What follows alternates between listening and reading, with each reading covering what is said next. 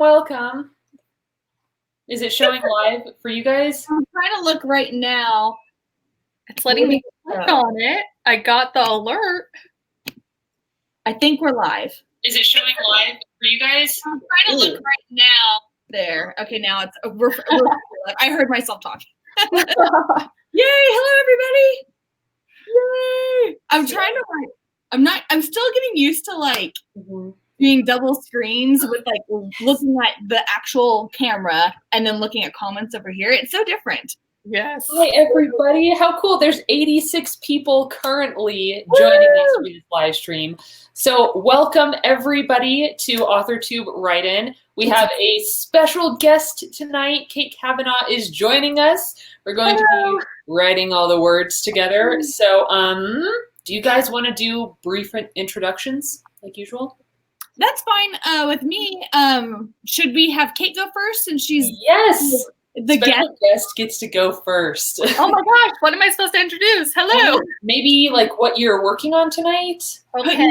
Hot. Point. Yes. So tonight I'm actually going to be working on the sequel, Project Blue 2. I still need another 17,000 words, I think, in this zero draft before it's complete. And I'm still trying to get that done before the end of September. So hopefully we're going to do all the writing today. And Natalia, I think Kate's probably going to beat us today whenever we're trying to count how many words we do per sprint and stuff. I feel like Kate's really, really fast, but Natalia's really fast too. I'm always the loser. So I'm just yeah, you're fast, and here I am. You just pick your words very carefully. That's a good thing. Yeah, I guess so. Yay. Yay, Amy's sweet. Amy's all my favorite YouTubes. So real quick, I wanted to let you know you can highlight comments, by the way, if you were wanting to point out someone's yes. So yeah, that. And I think you can also change how the size of how you're wanting it to be. If you want it smaller or something, you can. Just letting you know. Yes, I want to know how to do all the things. I also like that pink color. I think that's right. Pink I don't know how to make that thing smaller. But anyway, Brooke, would you like to tell everybody what you are working on? Oh, I just saw Becca come here. Hi. I'm. You guys probably still know I'm just still working on good old Project New Orleans. If you know anything about me, I'm still working on my a 1920s New Orleans book, and it's going slow, but I'm hoping to make up the pace this fall and try and get it done hopefully soon. We'll see. Yeah, I'm kind of in the same boat as you. I have been working very, very hard on Pistol Daisy Book 1, which is almost there. It's almost totally wrapped up. But tonight I will be using It's fun.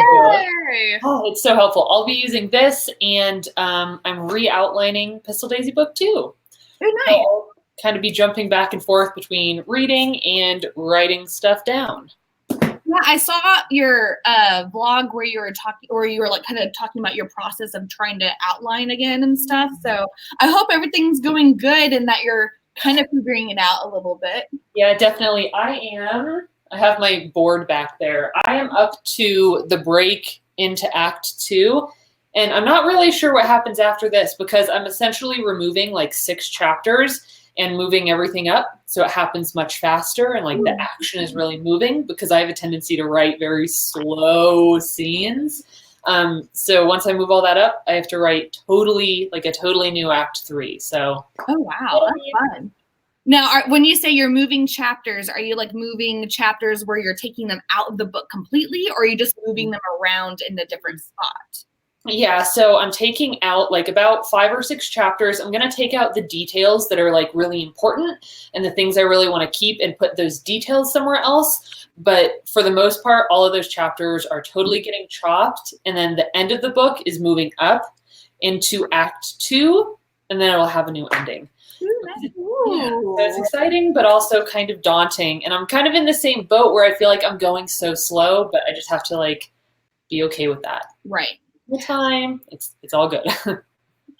I know. I felt like I had described on a recent video of mine of where I was just like, I need to be faster with writing. I need to be like really like just upping my game. And lots of people were really good in the comments, just kind of saying, if you're slow, I mean, it's fine. It's not the end of the world or anything like that. And I'm just like, I know, I'm hard on myself. Right. But oh well, I guess it's just because we live in such a fast-paced world and everything, especially in book world. I feel like sometimes, especially indie book world. So anyway. But yeah, Kate, we're happy to have you here and everything. On a Saturday night. I haven't written on a Saturday night in a long time. And I feel like it's always fun whenever you do, because you know the next day you don't have to really, well, for some people anyway, for me, I don't have work the next day. So it's kind of like, okay, I can stay up as late as I want if I have the energy to be writing for a really long time or something. So, oh no, it's just always fun to write on Saturday nights. So are you guys nighttime writers? And this applies to everybody in the comments too. We will get started with our first sprint very soon, but it's nice to just let people kind of tune in. Right. So I'd like to know how many of you are like morning/daytime writers and how many of you are night writers, because I am not a nighttime writer. If not for these live streams, I would never write at night ever. Oh my God, same. I constantly think how helpful it is for me actually that like y'all host a lot of yours in the evening, because after like 4 p.m. I tend to be like, I'm done with writing for the day. So then I'm like, okay, I have this to look forward to, and it feels like a bonus because I wouldn't motivate myself at 7 p.m. on a Saturday. Yep, I'm the exact same way, 100%. Yeah, I'm definitely more of someone who likes to write in the mornings. Hence why I do 5 a.m. streams sometimes. But more so like whenever it's a weekend, whenever it's like lazy morning mode, it's like I'll get up and like do like eat or whatever for like and just kind of like waste time for an hour. And then after that, then it's just kind of like, okay, now it's like working hard mode, but to where you're like full of energy type thing. I don't know. I feel like morning weekends are like my favorite time to write. Yep. Let's see. A lot of people in the comments seem to be nighttime writers. I just feel like whenever I write at night, my energy is just dwindling away. It's a different type of tired compared to writing in the morning. Like if you're writing really, really early in the morning, it's a different type of tired. Right. I don't know. I just feel like it's like I'm giving up slowly but surely as you're going on. I like totally run out of creative energy because after the whole day has gone by, it's like I don't.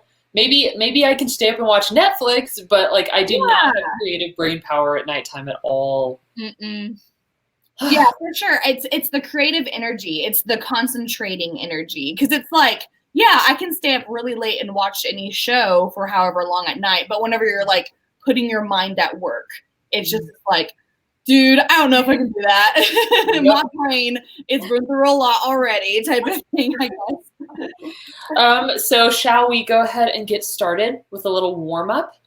Yeah, that's good with me. Yeah. This will be interesting because I forgot, Natalia, do you like longer writing sprints? I feel like I can do either. Like when I'm first getting started, I like shorter ones. Yes. But I can definitely go for like 20, 25 minutes as well. Okay.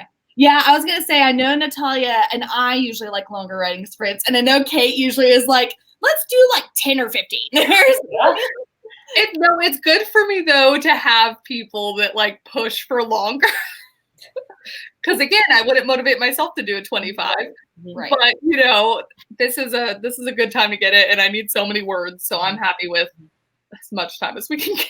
Well, and also Kate is the special guest, so I think Kate, you should decide on the length of time of our first sprint. Oh my gosh! Okay, warm up. Yes. Ooh, is 7 minutes too short for a warm up? Are we good with 7? I think that's perfect. That's totally fine. I love seeing so many people here. I did see Lindy was here, and also Jessica Williamson and stuff. Yeah. Vampire Assassin. I always love seeing Vampire Assassin here. I just can't help myself. And so, but yeah, that sounds awesome. 7 minutes. Oh, do you have your thing, Brooke? Yes, I was about to say. Look at that banner. That's so cool. Okay. Now it's Kate, Brooke, and Natalia. What should we call Bro today? We need some ideas from people in the comments. Try and merge Natalia's name, Kate's name, and my name for naming bro today. And also, Natalia, I feel like, well, maybe I could do this. Hold on. How should I like? Can I put you like main frame? Yeah, that would probably be fine. I don't know how, or even that, because I think I had done that before where it was like, this is still in the section. I just need to make it where you guys can see it. Maybe I need to do that because I could see it really well. Oh, that looks, yeah. I'm like barely wearing any makeup today, and so I'm just like, I look so pale. I have no color to my face, and so I'm just like, oh no, I'm like full screen now. Ooh, we have some fun ideas here. I love these. I can't. Okay, Catrice Garner, Bratley. I love Bratley for Becca's, and Catrice's was like Nabroke. Nabroke. Really fun. That sounds like, I don't know, I feel like I want to dance to that name or something. This one's fun too. Brooke Italia. Oh, that sounds like a legit thing. That sounds so fun. I love that. That sounds like a YA character name. Right? It does. That's so funny. Ooh, this one. That one's pretty good. What do you guys think of Brocalia? Ooh, I like that too. Yeah? Natalia, Brocalia. Is it Brocalia? Mm-hmm. Brocalia. Okay. Oh, I like that. I like all of these. All of these are fun. All right. Well, Brooke, you decide. What are we going to call it for this evening? I like that one. Brocalia. Brocalia. Brocalia. All right. That's Brocalia so Okay. Cool. Okay. And you said 7 minutes. Is that right? Yep. Okay. Cool. Okay. So let me rearrange this again. I've got 7 minutes. And are we ready? I'm ready. Ready to go. 3. Oh, are we muting? I don't know. Maybe not. Should we not? I don't know. If you guys want to, that's fine. Or if Kate wants to, because Kate, you're like really good at typing loud. She is really good at typing. I didn't realize I should add that in my comments. Loud typer. People like the typing sound, so that's a compliment. It just sounds. Oh my gosh! On your vlogs, that like ambiance of you typing, I'm like, how does she do this? Oh, good. Okay. I always tease Kate because whenever she's done with like a little montage of typing, it's always snap. Yep. Control the enter key or something. It's so funny. But anyway, okay, we need to start. Okay, so 7 minutes, and then Kate, are you gonna not have your volume on? I forgot. You know what? I won't mute for this first one, and then if people are like, "This is terrible," then I'll mute on the next one. Okay, sounds good. I like the typing sounds. I think they'll be nice. Okay, 3, 2, 1. Blast off.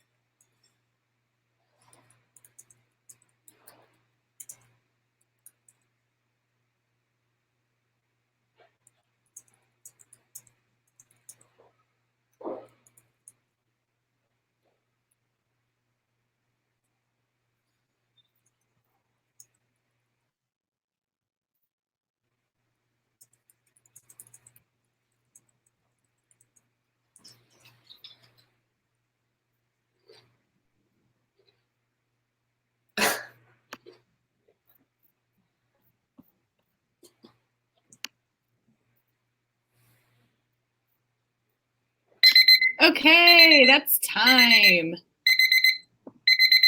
I barely got anything done. Anything. Oh no. I barely got to do anything because I was just kind of like looking over what I had just written because it's been a while. It's been a few weeks. Mm-hmm. And so I was just kind of like going, I don't know what's going on right now. Yep. I always so I was, like, yeah, I'm okay now. We'll see how I go in the next round. Katie, how did you do? How did everyone else do? So I know I didn't get any words. Did anyone else write any words? I'm hoping maybe so. Let's see. Did someone sneeze? This is a bookish obsession. Did we sneeze? I heard something. I can't hear you. Hold on. I can't hear you guys. Oh no! So this is when we get to bad mouth Brooke. Oh no! I don't know what's wrong. I wondered why she didn't respond when I was like, Kate, how many words did you get? Why can't I hear anything? Someone say something. Hi, Brooke. Oh, now you're muted. Here, can you hear us now? I don't know. No. Hold on. Let me see. Hello? It's me. Can you hear us now? Brooke, can you hear us now? I don't know. Oh no. What's wrong? Wait, leave and come back. You can get back in? Yes. I don't know. All right, I'm kicking her. All right, she's gone. Bye. So Kate, how did you do? You know, I got 252, so I did pretty well. But that was like finishing off a scene I'd already started and I knew where I wanted it to go. So those last like 45 seconds I was staring at it and I was like, oh crap, I don't know what I'm gonna do The next. typing stopped. I was like, no. Oh no. Let's see, I'm trying to figure out. I didn't write many. 91. Not bad. Not bad for a warm-up. Not terrible. Oh my gosh, a bookish obsession. I know. That's so funny. That's actually what it is. Yes. She's still missing, everybody. Shall I invite her again? I could try. See, StreamYard, like, I love it, but it seems like it has these problems a lot too. Yeah, well, and that's what I watch other people's and they haven't had any problems. So I thought it was just that one-time thing. And then now this time, that's just too many. Like, I feel like I never had that problem with Hangouts. So. Well, and, you know, the whole thing with like not being able to hear each other, we used to have that problem on Google Hangouts a lot. Really? Mm-hmm. And I don't know if it's just like my computer or Brooke's computer or whose computer it is, but this has happened to us a lot. Ooh, this is a good question. Does anyone else have issues actually enjoying what they wrote? I feel like everything I write is terrible.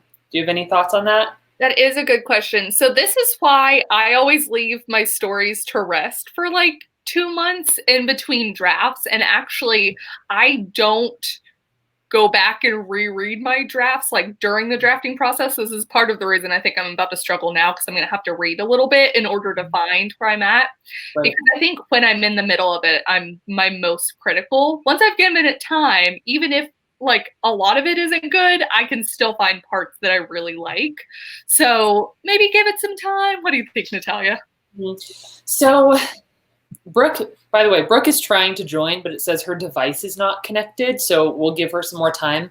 I used to hate what I wrote all the time. Like when I wrote Highborn, when I wrote Fire Tongue, which is a book that I never published but would like to go back to, I could never stand what I wrote. Like it was never an enjoyable reading experience because I thought it sucked so bad. Really?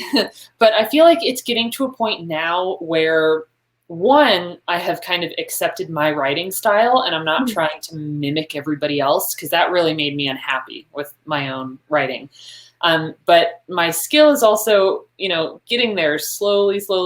So after I've edited a draft a few times, I actually find myself like laughing or smiling or really enjoying certain scenes. So I'd say that I definitely understand the feeling of hating what I have written and I have a ton of experience with it. But I think in time, you'll get to the point where you can start seeing like the merit in your own writing, which I think can be really, really hard at first.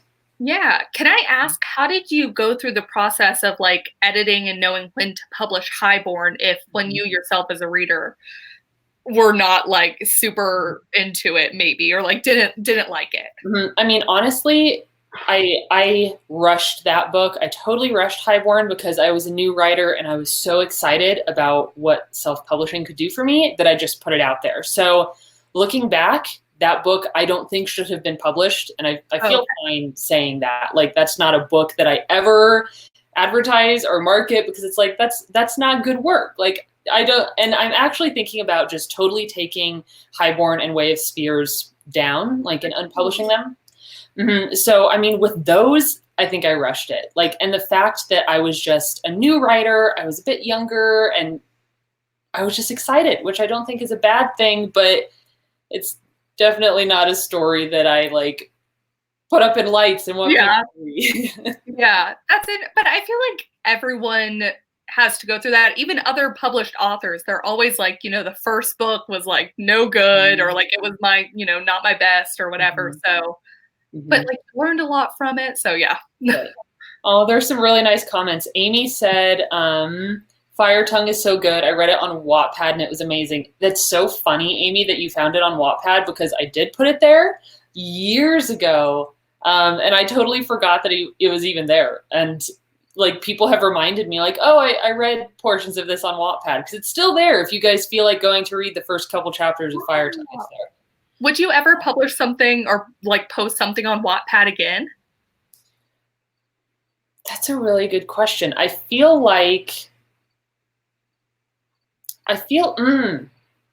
I don't really know what Wattpad can like offer to its authors because I feel like some self-published authors and even traditionally published authors get a really good start there, like because there's so many readers. But I also think in terms of like finding beta readers or getting actual feedback to help me, I don't think I would post there.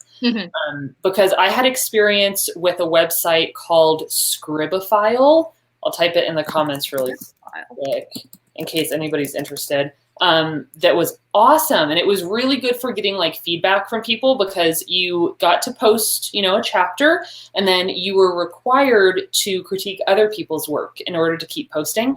And you could get really good feedback, but at the same time, sometimes people leaving you feedback were just doing it to, can you hear me? Oh, yay! Yay! I'm back and alive! Oh, Brooke is back. Yay! We were just talking about Scribophile and Wattpad. Do you know the first one? Scribophile? Oh, yeah. I haven't delved into either of those. That's for sure. I don't know what happened. I'm so sorry. Yeah, that was weird. I'm glad you're back. What was I saying? Oh, so Wattpad. Yeah. So I think using Wattpad to like gain new readers could be a really cool like marketing thing to do that I'd like to learn more about. But in terms of like betas and feedback, I don't think I would use it. Yeah. I know like Susan Dennard, like a traditionally published author, and she posts to Wattpad and has a story there. And I know she does all her really like a whole story. Yeah, I think it's something that she's like been kind of updating and going along with. Someone can correct me if I'm wrong, but I'm pretty sure it was Susan Dennard. And then It's like a whole story? Yeah, I think it's What happened? Susan Dennard. And then Can you hear us back? Yeah. I mean, yeah. I think it was because I was getting back on YouTube. We all just froze. We didn't know what to do. It wasn't showing it yet. And I was like going, wait, I'm hearing like two things. Anyway, it's all good. Ooh, Auburn, maybe you could teach us something about Wattpad. For real. Yeah, I really don't know much about it. Yeah, like, I don't understand how like some people can have like millions of views on their books. I'm like going, how is that possible? And like all these different things. And it's just because you're just going bi-weekly, right? Or something, right? Is that how that works? On Wattpad? Yeah. Oh, I have no idea. I really don't have much of an idea. I want to talk to someone. So hit me up on Instagram or something and let me know. I would have a whole chat with someone who could explain Wattpad to me. Yeah, Auburn, maybe you should contact Kate, and then Kate could teach us, and we'll just teach each other. Let's see. Do you guys want to do one more question, and then we'll get into another sprint? Yeah. Sweet. Okay, let's see. All right, a bookish obsession says, I overwrite, which makes the process feel endless. Any advice? Are you guys overwriters? I'm an overwriter. I gotta bow out of this part. I'm an underwriter, so I'm excited to hear what y'all have to say because it's so opposite how I do it. Mm-hmm. So, Brooke, what are your thoughts? You should give your advice, though, Kate, since you're an underwriter and they're wanting to know how to not be an overwriter. Maybe you would be good to say something in this area.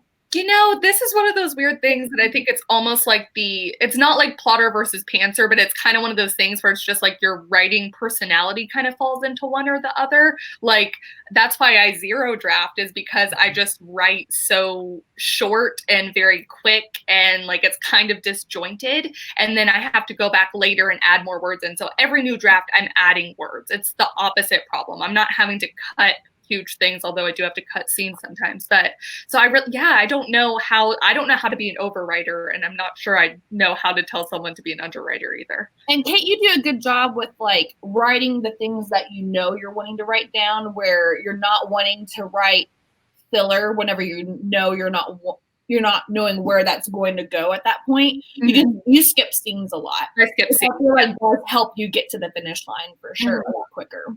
Yeah. See, that's interesting. I have never skipped scenes. I know that a lot of people do, like you'll put in a little placeholder or whatever, like, oh, do this here. But I think I've always liked to write in a very linear way, because then I feel like I have a chance to grow with the characters. So by the time they're at like the climax of the novel, I've spent the whole book with them. So I'm like, okay, I can write this much better. But then there, at the other opposite end of the spectrum, there's those times where there's a scene that I really struggle with, and then it holds me back for a long time because I can't get through it. So I can see it like either way. Yeah, and Kate also, I only know this because Kate and I have done like so many of our writing and drinking videos to where we're kind of already like knowing each other's process and stuff. But Kate also has it to where she'll say so-and-so slaps so-and-so and moves on if she's not ready to write that part yet of what all happened. But then it's kind of like she's at least kind of saying this is at this point, and she's like mapping that out in the book as she continues on if she's not wanting to write a certain spot. But it makes a good point that like I struggle sometimes with where the emotions need to be at, because I haven't necessarily, like, I just finished the last scene in the book, and now I'm gonna have to go back up closer toward the beginning and fill that in. And so it's one of those things where it's like, the emotional beats later or something that I have to work on in revisions that I know wouldn't be necessarily as strong as like Natalia's way of doing it, where she'd have it, once you're done with that first draft, even if it takes a little bit longer, you would have it. Right. I have to go back and fix that. So that kind of reminds me of, I don't know if you guys have watched Catty-tastic. I'm never sure how she pronounces it. But when she was doing all of her writing videos, I think she did a similar thing where she's like, here's all the scenes that I know I want to write. And she just starts with like very, very, very brief like summaries or outlines of those scenes, and then consistently goes back and fills it in, which might be something helpful to try if you're an overwriter and you don't like being an overwriter. Some people really enjoy it and it like doesn't bother them, but that could be something that you try, is like just map out. But then I guess you have to be a plotter at the same time. And I know that a lot of people don't like that, but you could try it. I feel like we need to find how to be a medium writer. Not an overwriter, not an underwriter, but just a sweet spot. Maybe we can call that the Goldilocks writer. Yes. That way it's just right. How do you be the perfect writer the first time? I know, it's impossible. It won't happen, but you want to try and strive for that somehow, some way. Let's see. Shall we plan another writing sprint? Yeah. Madame Arcadina had said, I wrote death here the other day because I didn't want to make myself cry that day. That's funny. That's a good reason. Yeah, it's like, you know what? I just put on my makeup and I don't want to bawl my eyes out after I kill this person who's come so close to me. You know, it's a good idea. I've never cried at my own work. Like, I killed somebody in this book. That's not really a big spoiler. Somebody does die in this book, but I knew it was going to happen. It's like, even though I like that character, it's like, oh, I've prepared myself. Like, I knew that this was happening all along. So I struggle to like get to that emotional point where I could cry. I do laugh, but I've never cried. That almost sounded like you laughed at their death scene or something. Natalia. I am so clever. All right, so are we ready to do another sprint? Yes, let's everybody vote for how long you'd like the next sprint to be. So I'm snacking over here. I'm thinking about going and making popcorn here soon. I got snacks too. What's in your cup? They're like cheese wisps. Oh. Like Parmesan. Yeah, they're good. All right, we have a 15, a 13. What do you guys think? 15 or like all these 15s? Yeah, 15 is good with me. Mm-hmm. Yeah. 15? All right, I'm seeing quite a few 15s. Megan says, remember when we used to do really weird times? Yes, I remember that very fondly. I still wouldn't mind doing a weird time here and there. It's fun. So a lot of people are saying 15, so let's just go with that. Aha! I got it up. Cool. Okay. I love using the banners. This is so cool. Natalia, don't you agree that StreamYard looks crisper too? Oh, I think so, yeah. Yeah, Google Hangouts, it didn't have like as much of a crispness. Mm-hmm. I mean, I really like it. I don't like that it kicked Kate that one time, and I don't like that it's been tough for you, but other than that, I really like it. I don't know. People tend to believe that I kicked Kate off that one day. I mean, I felt the whole time. I couldn't rejoin, so. I know. But there was such an inside joke, oh crap, of where people had thought that Kate was like stuck inside my refrigerator or something like that. That was like a running joke for a while. I know. I think it's like the funniest thing, honestly. I mean, I shouldn't say they thought that they were on to me and they guessed that I had you in the fridge, Kate. They were on to you. They were on to me for sure. And then they said the same thing about Mandy one time. It was funny. Yeah, I don't remember where Mandy was. I forget. She ended up somewhere. Yeah. I mean, maybe that's where Mandy's at today. Maybe. Swapped one brunette out for the other. Right. Okay, you guys ready? Yep, I'm ready. Okay. Hold on. And I can see that really clearly, Brooke. That looks good. Good. Okay, awesome. Okay, I'm starting it now. Right. Good luck, everyone.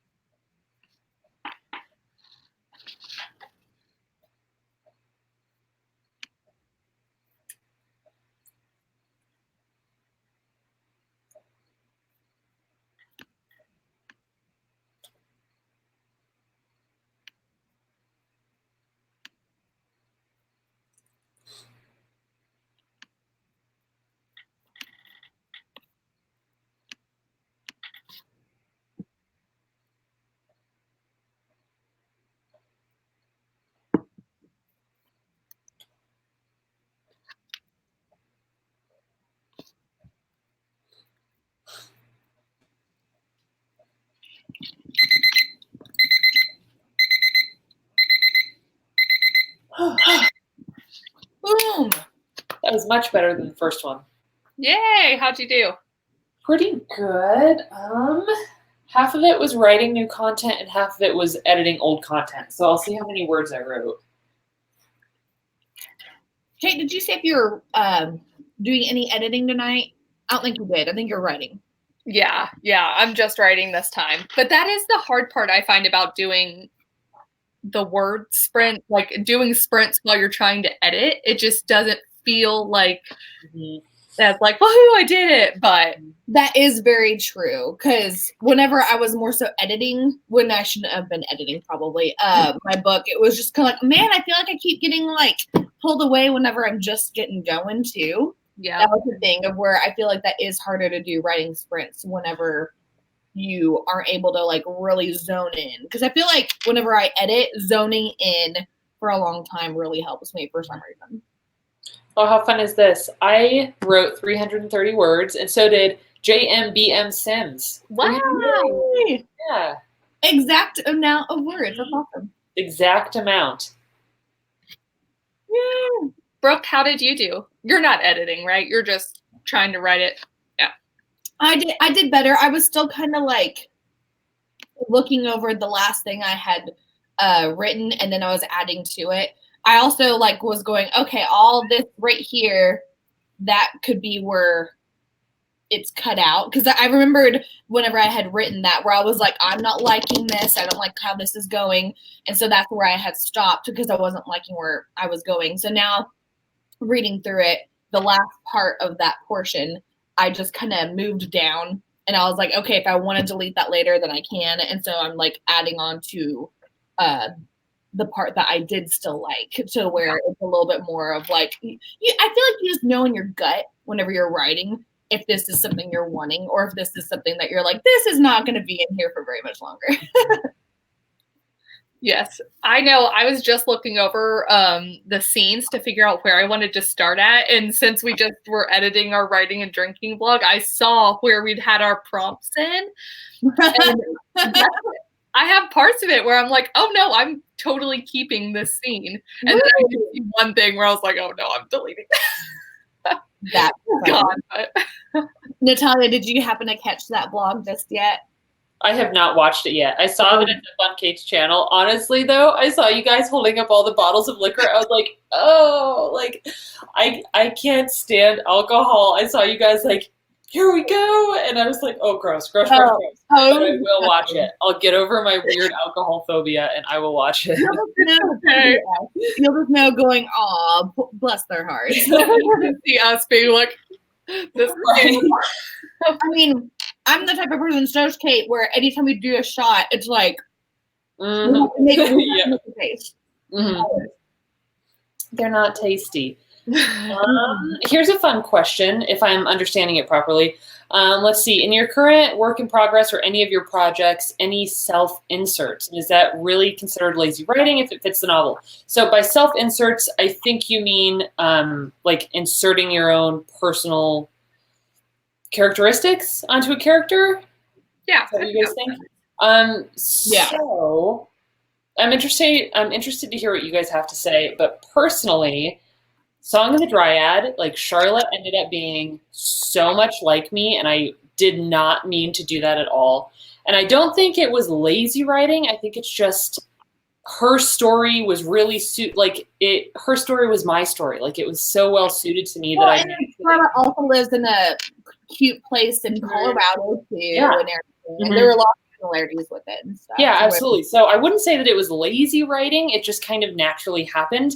But in terms of Daisy and Pistol Daisy, nothing in common. Like, nothing in common with her at all, which is actually a lot of fun to write. So I want to know, for you guys, do you find yourself self-inserting in any of your projects?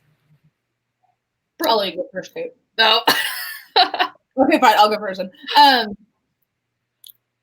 My first book that I had written, I definitely did here and there. She was a lot more bold than I was and everything, because I was back then, especially whenever I was writing, I was a lot more like reserved and not like really going out of my comfort zone back then, like how she was. So I feel like it's so funny, because back then I felt like that character that I had written for, she was a lot more of a outgoing and like bolder personality that I wasn't like back then, but now I feel like I am now. It's kind of funny how it's like that. I don't know, but I didn't mean for her to be written that way back then. I think you always have to do that at least with one of your books, where you're inserting yourself into another character's persona.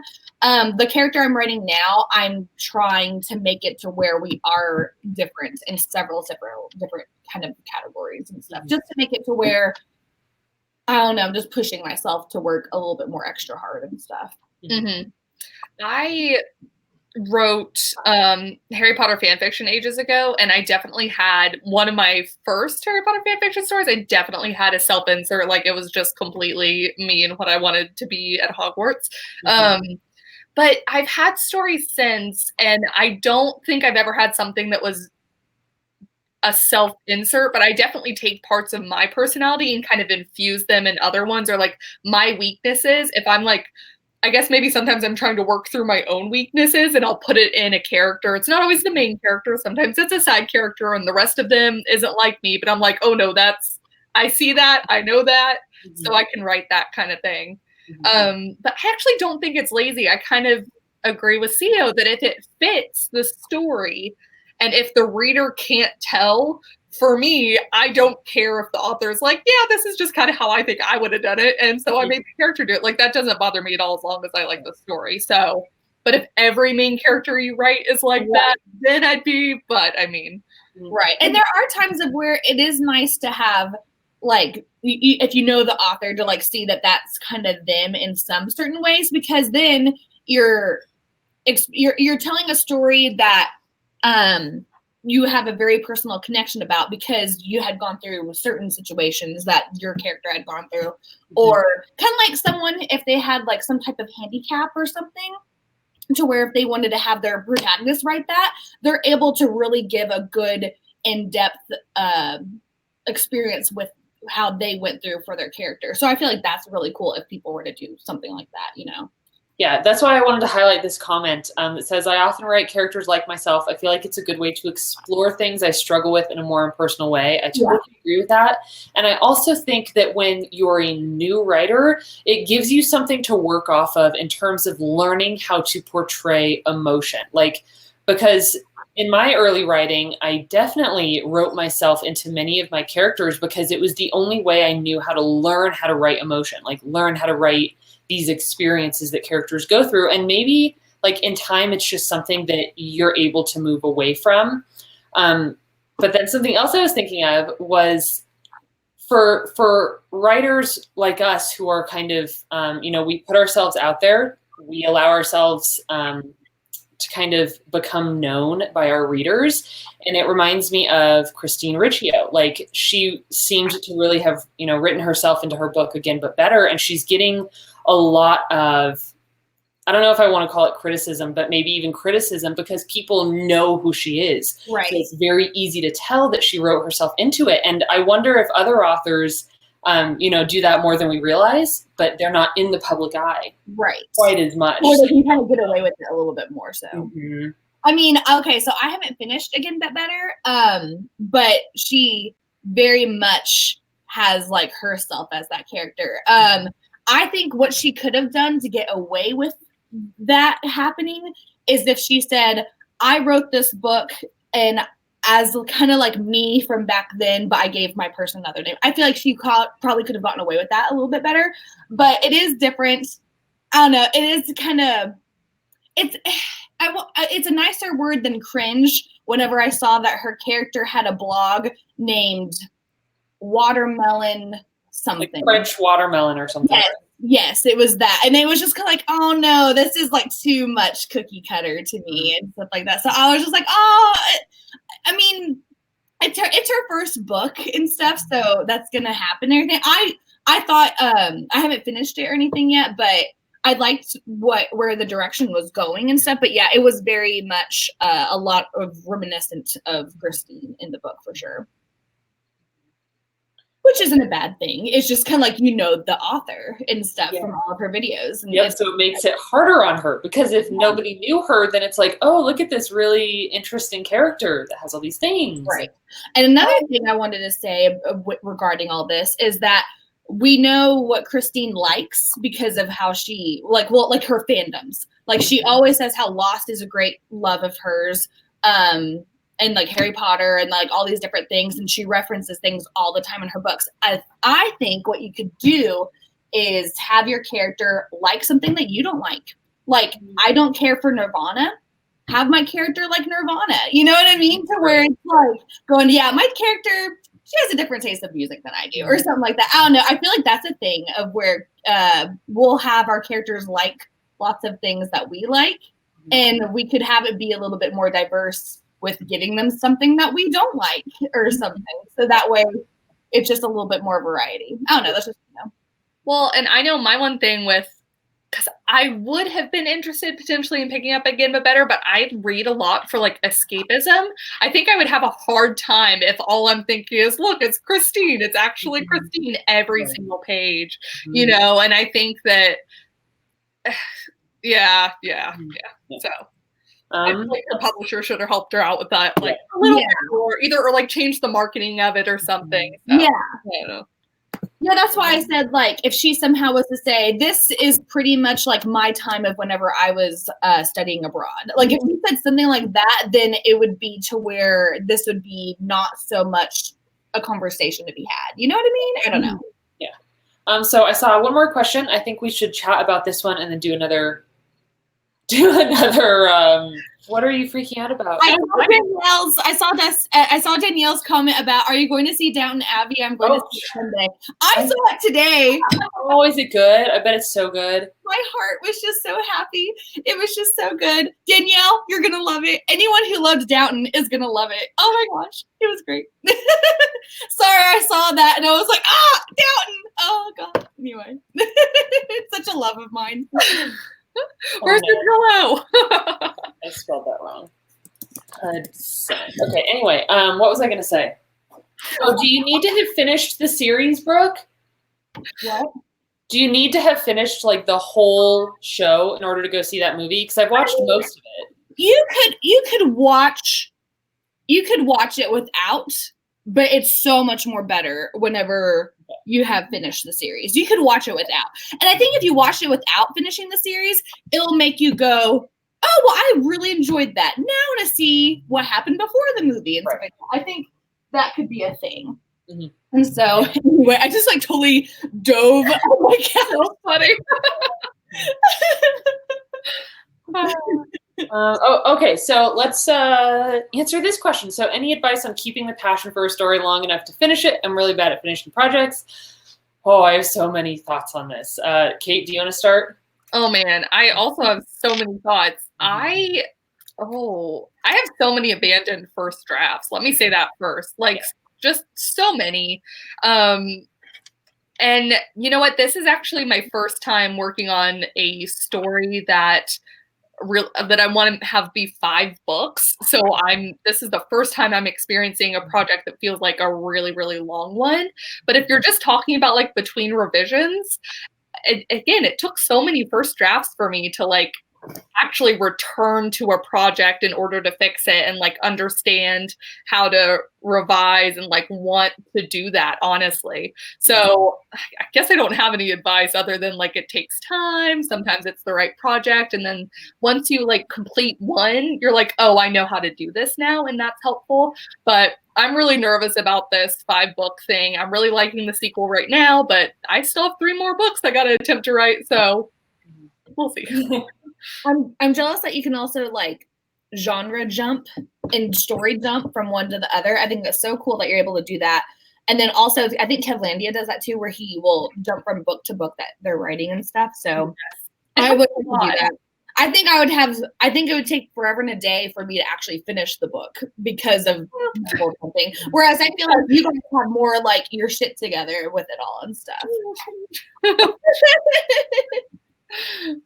Oh gosh, so I guess my thoughts on this, just like Kate, I have a bunch of like first drafts that were never finished. You know, I'd get like 10,000 words into them and then want to abandon them. And I think something that was really important for me to learn, and probably for a lot of people, is that you will probably never feel super passionate, super inspired throughout an entire project. The only time that has ever happened for me was the first draft of Pistol Daisy, and I wrote it in 2 weeks, and it was super short, like 30,000 words. So I was able to do that, but Song of the Dryad, I hate it. Like, if you go back on my channel, one of my first Tea Time episodes, it was trying to decide if I should abandon it or not. Because I was about to say, I remember you like contemplating giving it up. Mm-hmm. Yeah, so if you're losing interest and you're not passionate, just know that it happens to a lot of us, if not most of us. And honestly, what I do is it sucks, but I have to push through. Like, even if I don't want to sit down, I don't want to write, I don't want to think about it, I want to finish the book. So I have to sit down and finish the book. Mm-hmm. It's not super inspiring, like, advice, but that's just what I remember I was so jealous of you, Natalia, whenever you finished your book in 2 weeks. I was just like, damn it, that is so cool. I was like, I wish I could do that. I was so jealous. I have never written anything that fast. It was kind of like, Kate, I remember you talking about a project that you were just like flying through so quickly. Yeah, it was a similar thing, and I have no explanation for it because I've written stuff since, and that has never happened again. Yeah, I don't know. I really don't know what came over me, but it was just, and I haven't revisited it yet, so it'll be interesting to see editing how that goes. Mm-hmm. Not profound, but so true. Yes. Let's do another sprint, shall we? Yeah. Cool. Would we want to do a longer one? I'm good with that. What do you think, Kate? Let's do it. Okay. Ready. Okay, let's see. Oh, by the way, I also saw It Chapter 2 today. Oh, gosh. 2 movies. Like, that's why I look like whatever. Because I was just like, I'm just seeing movies today and stuff. So I saw Downton Abbey first, and then I saw It Chapter 2. And then I just drove here to do the live stream and stuff. So what a switch up, though. Like, that's the thing. When you told me you were doing that, I was like, wow, those are... I know, they're very different type of stories. Nice, though. Just palate cleanser kind of thing. I did it to where it was like Downton was first, so that way I was like, oh, that way, like I didn't want to have it to where It Chapter 2, which was scary, going into Downton. I'd rather it be where it was like happy going into It Chapter 2, if that makes sense. I don't know. You live alone. How do you watch like horror and then go home to an empty apartment? I could never. I mean, never. I mean, the other day I had watched it, the first one at my parents' house to like just like refresh my memory about the movie and stuff like that. And after I got home, well, here's the thing. Earlier that day before I went over to their house, I had forgotten to lock my apartment door. And so, and I never do that. I always remember to lock it. And I just realized I was like going, I don't know if I locked this. Let me see if I did. And I opened it and I was like, oh my gosh, I forgot to lock it. So I like checked the whole apartment to make sure no one was there. Because I was just like going, do I need to have a bat with me as I'm checking my rooms and stuff? But so no one was in there. But then whenever I came back later on that night from my parents' house, I was like, what if like someone had broken in and they were just hiding out until I went to sleep or something? So I was like checking around the apartment. It was funny. And so I normally am not like that though with scary movies. I just go to bed and maybe have like Netflix on as I go to bed or something. But no, I'm fine. I cannot watch scary movies. I love scary movies. I can't remember like a single one that I've seen all the way through. I don't think I've ever like sat down and watched one all the way through because I hate. I can listen. Okay, so we're about to get into a sprint. Don't worry. But Greg will turn on these podcasts at night. Like it's just what he listens to and he falls asleep. And sometimes there are like paranormal ones, and I'll barely be listening. But if there's like mention of a ghost or a being or a creature, it will frighten me. Like just to walk down the hall, get up and get water. I'm already afraid. So I'm like not horror at all. I can't. See, I love all the paranormal type stories and stuff, so I'm like all about it. Yeah, Jesse Gayhart. Horror movies are my absolute favorite. Woo! I like it. All right. I have 22. I just like put it because I saw that number being up there and stuff. Should I have it to where we change it or? I'm good with 22. Yeah. Can you tip it up a little bit? Aha. Oh, yep. Where's Yep, the right sweet there. spot? There it is. Yep. Yay. All right. Okay. So you all ready? Here, Uh-huh. should I do it more? I'm good to go. Okay. I feel like. Oh. Hold on. Oh, I'm like hiding you with that banner. Oh my god. I could have too much fun with that if I wanted to. Okay, so I'm gonna push this right now. Bye, guys.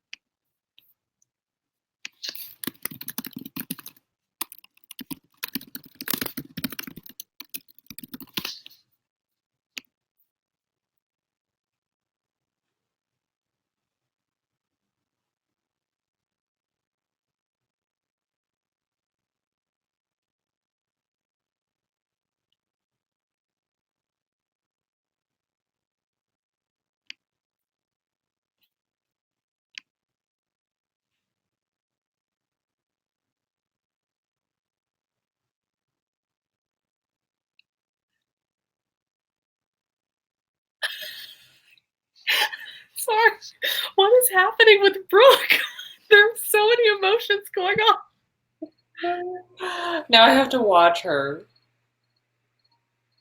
There was like a victory and then just like a shaking of her head. Like she's going through it. Oh, She's so expressive. I know. I love that she has this muted though. Oh no. I agree.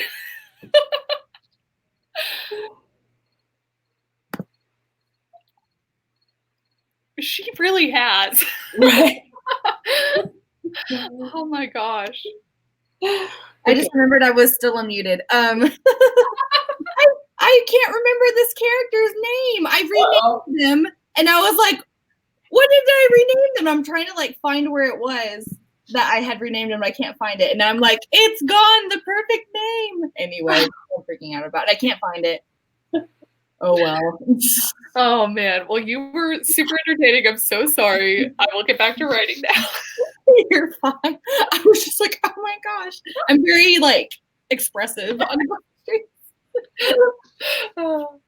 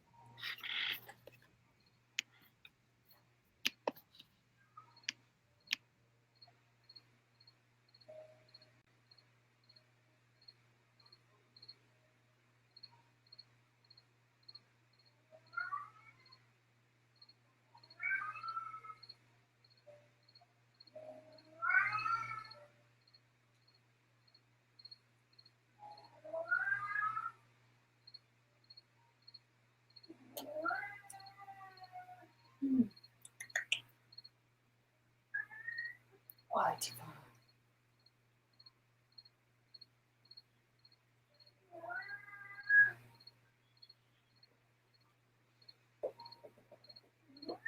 Okay.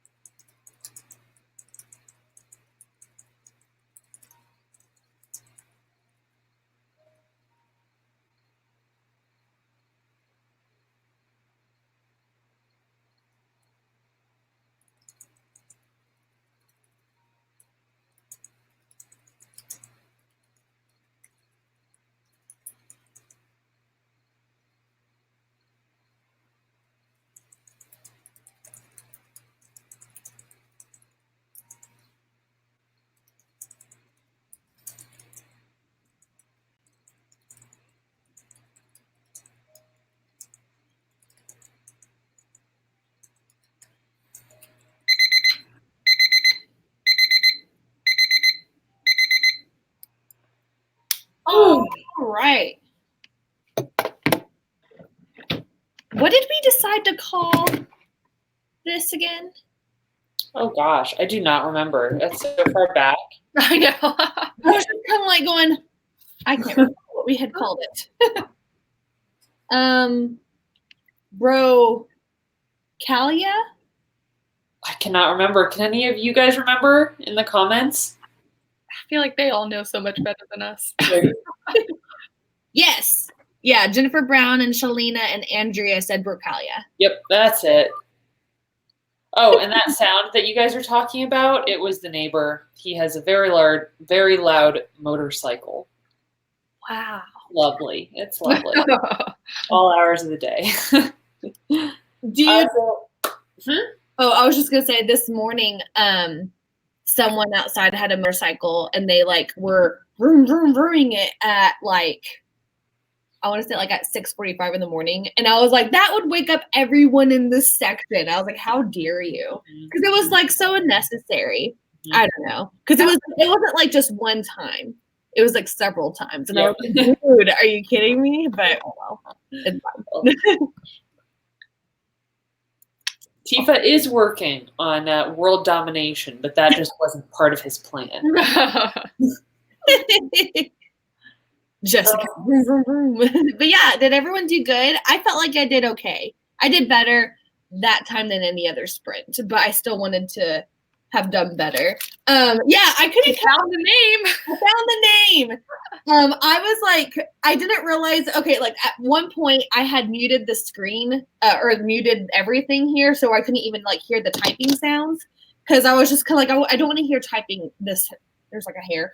I was like, I don't want to hear typing this sprint, so I had muted the typing. And so I think whenever both of you guys were asking me like, what's wrong, I couldn't hear you. I was still like going, where is it? I can't find it.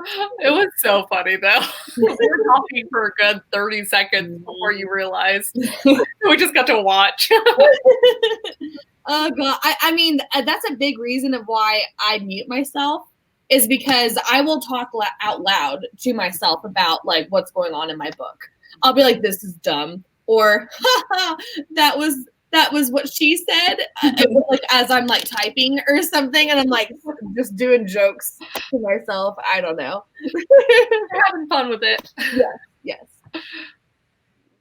I know that there were some comments or questions that I wanted to highlight, but I'm trying to find them now. So if you guys had any questions that you put in the comments and we missed, please go ahead and put them there again, because there's just so many that I'm having trouble finding them. But this one went really well for me. I just can't track how many new words I wrote because there's so much like previous content mixed in. There's no way to know. Yeah. That is the truth. It's like going, well, like, how can you really track how much editing you've done rather than like, okay, I started this chapter and now I've done editing that chapter. So you can only just say like, I edited one chapter. Right. How did you do that, Natalia? Because I knew that you were trying to keep track of your editing process on the Camp Nano group and stuff. Like, was that hard to do? Because I knew you had like a different way of like recording your progress. I forgot to do it. Yeah, the way I did it was kind of annoying because Camp Nano requires like 32 words or something silly for like its minimum, and they don't have a chapter like that you can, whatever, you know what I'm saying. Yeah. So I had 18 chapters I was working on editing, so I said my goal was 180 words, and then I would just update it with 10 words every single time I finished a chapter. Okay. Yeah, I would get like in my head about it, like, okay, should I count this or should I count that? Like as you're trying to record your options and stuff on the Camp Nano, because I wish they would have that better.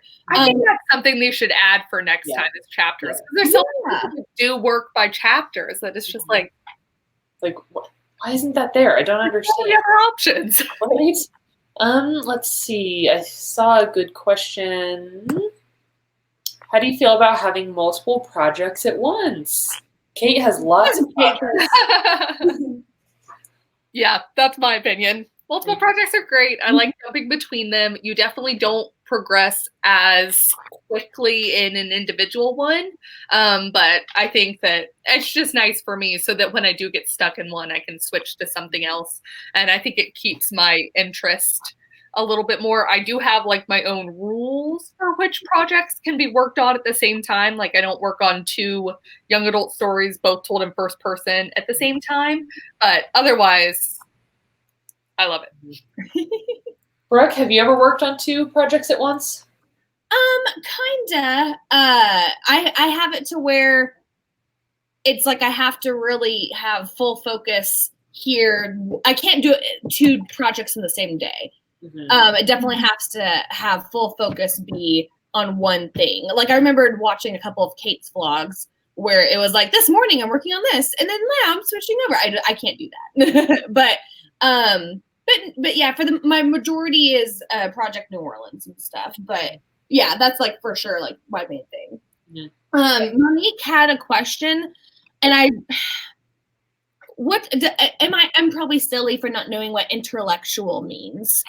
Intellectual? It says intellectual. Is that I've never heard that word. I've never heard of that, and I just tried Googling it, and I was like, okay, I don't know what. It could be a typo, maybe. That's what I thought. Intellectual. It's an intellectual typo. Okay, but yeah, I wanted to point out Monique's question because I think she had said this question earlier, but we got carried away talking, and so then she put it again. So I was like going, oh, I want to point out Monique's comment. Yeah, I'm glad you did. So feeling anxious about editing and revising, again, I don't think that's something that you need to feel alone in. I go through a constant process of feeling like terrified to do work on my book, mostly because I want it to be so good and I want it to be this certain level of quality. And it's scary when you feel like you're not at that point, or maybe you can't get it to that point, or oh my gosh, what if I finish this book and publish it and nobody likes it? Or, you know, all those like anxious thoughts that run through your head, they certainly run through my head. But honestly, for me, it comes down to the same thing that I said last time, which is just needing to push through it. Like, I can feel anxious and nervous and scared all I want, but I'm more scared about letting that hold me back from finishing my project. Like, that would be so much more detrimental to me than doing my best and just needing to try again or practice more or write another book. So those are kind of my thoughts on it, at least. Yeah. Speaking of this topic, I am curious. Okay, so I know Kate eventually is wanting to do traditional on a couple of projects and stuff, but me and Natalia are more so wanting to focus on indie.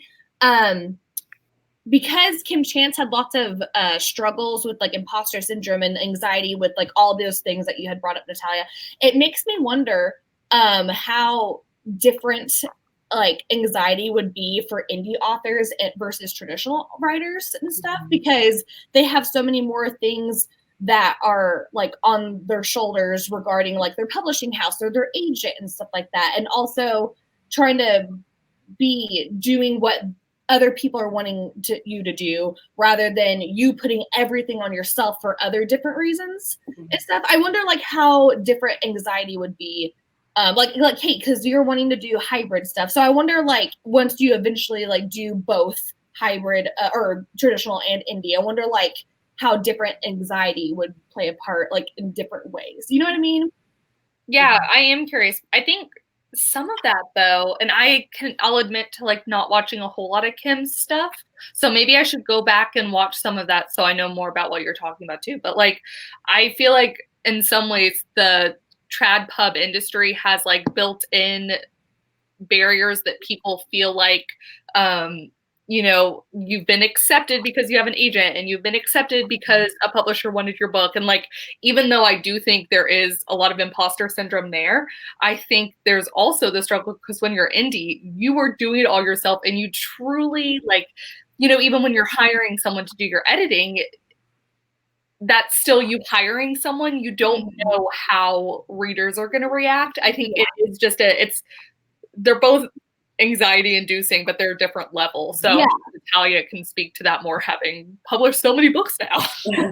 Well, yeah. And I think you both make really good points. And the only thing I would add is that kind of for indie publishing is getting your book into other people's hands, like whether that's beta readers, an editor, a cover designer, a formatter, like whoever that person is that can help you, even if you're the one that's hiring them or you're the one that's out finding them.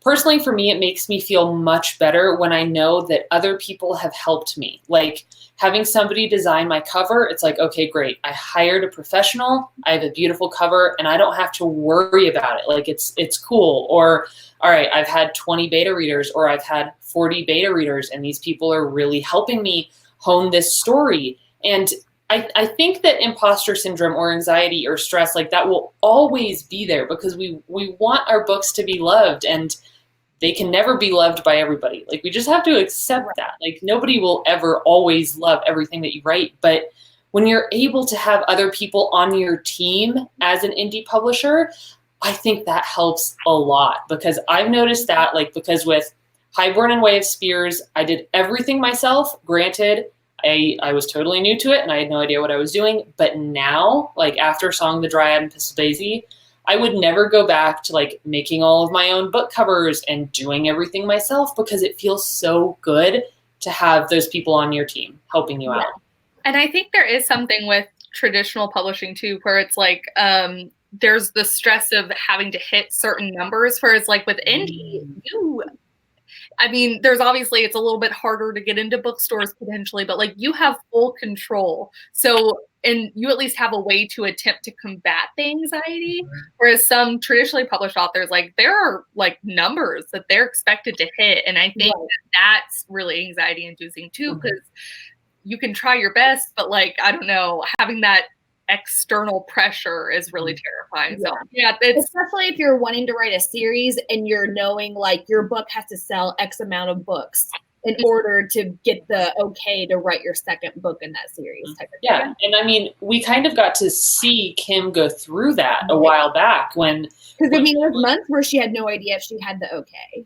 And that, like, I see pros and cons in both traditional and indie for sure, but stuff like that with traditional, like puts me off from it a bit more, you know, feeling like, oh, what if I really, really love this story, but then this publishing house buys the rights to it and I can't, you know, explore, and I know that you're not always locked in 100%. Like, I know that contracts are all different and I've never had one, so I can't really speak on it, but just the idea of like having to have somebody else's permission to write the sequel to my own book drives me slightly crazy. Natalia, I feel like one of the biggest eye-opening things with traditional publishing is one of your stories of where you met Laini Taylor. And you brought one of her books that isn't really as recognized. Like, tell that, if someone has heard that, I find this story very interesting of like what she told you. Yeah, so I got to meet Laini Taylor, and I ended up bringing a book in for her to sign. It's still back there on my shelf, and she was really surprised to see it, which I thought wasn't one of like the Daughter of Smoke and Bones book. No, it was a very like book that's like one of her first ones, kind of, right? This one. It's like one of the very first books that she wrote, and she told me that she was really surprised to see it because it's not in print anymore. And you know, that's the other thing with traditional is when this is not selling anymore, it can go out of print. Like, your publisher gets to decide a lot, like everything that goes on with these. So it was kind of sad for me to hear because this was a really good book. Like, it was so good, so clever. I loved it so much. And I got this at a thrift store. So that's why she was like, oh, wow, where did you get this? Like, you can't buy this anymore. And I was like, damn, I had no idea until that point that she had no control over where the book was or wasn't being printed or sold. Yeah, I just find that so sad. It's like, oh yeah, that was like one of my first babies that no one is able to see anymore, really. It's really sad about that. And I think I commented on it. Sophie Christie, was it Sophie's? I think it was Sophie. It was Sophie Christie said, honestly, I think I'm in love with the idea of traditional publishing. And I feel like that's a lot of people out there where it's like the idea of it, yeah. If you were able to have your books in all bookstores and have it to where lots of people were on your team and you were only able to focus on Reddit. Yeah, I feel like everyone, of course, anyone would be in love with just the idea, but the behind the scenes of it makes it really tough, I feel like. So Kate, what makes you feel drawn to traditional publishing? So I do appreciate some amount of the collaborative effort. Like, I just think it would be so cool to work with editors, professional editors, working at a publishing house, having a whole team behind your book. I think that's really fun. I think that would be a really cool experience. But kind of like this thing with Laini, I've decided that anything that's going to be a series, I will not query, and I don't want to traditionally publish a series. So it's kind of an evolution that I've come to. I still think traditional publishing would be cool, but I think that's why in my personal opinion, hybrid is so cool, because if I do manage to get traditionally published, theoretically, maybe that drives to my self-published stuff and vice versa. So trying to get the best of both worlds. I totally think that's a great idea, because if someone liked your book, they're either going to go to Amazon or Goodreads to see what else is in your backlist. And so then it's like, oh, well, cool. I didn't know that all these were there. And some of them probably wouldn't even think of them being indie published if you only had, like, let's say, one traditionally published book. I mean, they would probably assume, unless they looked into it, like, oh, all of these are probably traditionally published or something, and they wouldn't even think of that. Because there sometimes still is that stigma,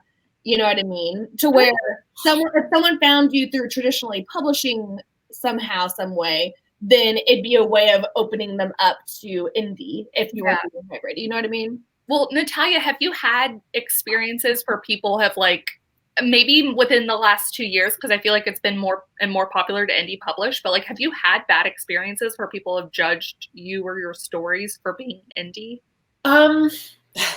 Okay, this is a little bit of a funny story, but I'm not sure. I think in general, yes. people still judge indie, and I can see why. Like, it's frustrating, but there are a lot of self-published books out there that shouldn't have been out there. Books that are riddled with hundreds of errors, that are, PowerPoint book covers, like, that makes indie publishing look bad. It just does, and it's frustrating because it's out there. But actually, there's an experience that I had where, and I read this in a comment from a couple of people where they chose not to purchase my book, not because it was indie published, but because it was an AuthorTube book.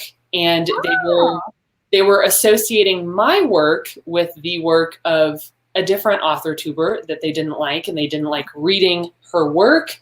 And because of that, they're like, hey, I'm not buying Natalia's work. I'm not buying AuthorTube work because I associate this person with this other AuthorTuber. So that for me was like, oh my God, I never thought that being on this platform with other people would scare people away from the books that I was writing. Very interesting. Wow. Mm-hmm. That's so strange. Mm-hmm. Yeah, because they had a really bad experience. And they're like, oh, huh? I want to say certain things, but then I don't want to say certain things because then I have to name drop people. Mm-hmm. Like some big, some small, I guess. Here, I'll just go ahead and say it. Like, I wonder if like people regard Sasha as an AuthorTuber. Sasha Alsberg. Ooh, I don't know. Or Christine. Yeah, or Christine. Because, I mean, it's like all of a sudden there's lots of people who are getting recognition from being on YouTube who are selling books. And then some people might have that stigmatism with that. Mm-hmm. I don't know. I could name other people, but I'm choosing not to. Mm-hmm. Yeah, I feel like they are, so rooted in BookTube that's kind of how I see them. I don't really see them as AuthorTubers because every so often they make a writing video, but it's not like, their full channel. I can totally see that though, just in general, like YouTubers writing books is something that is like frowned upon by a lot of people. But in my case, it was our like immediate community.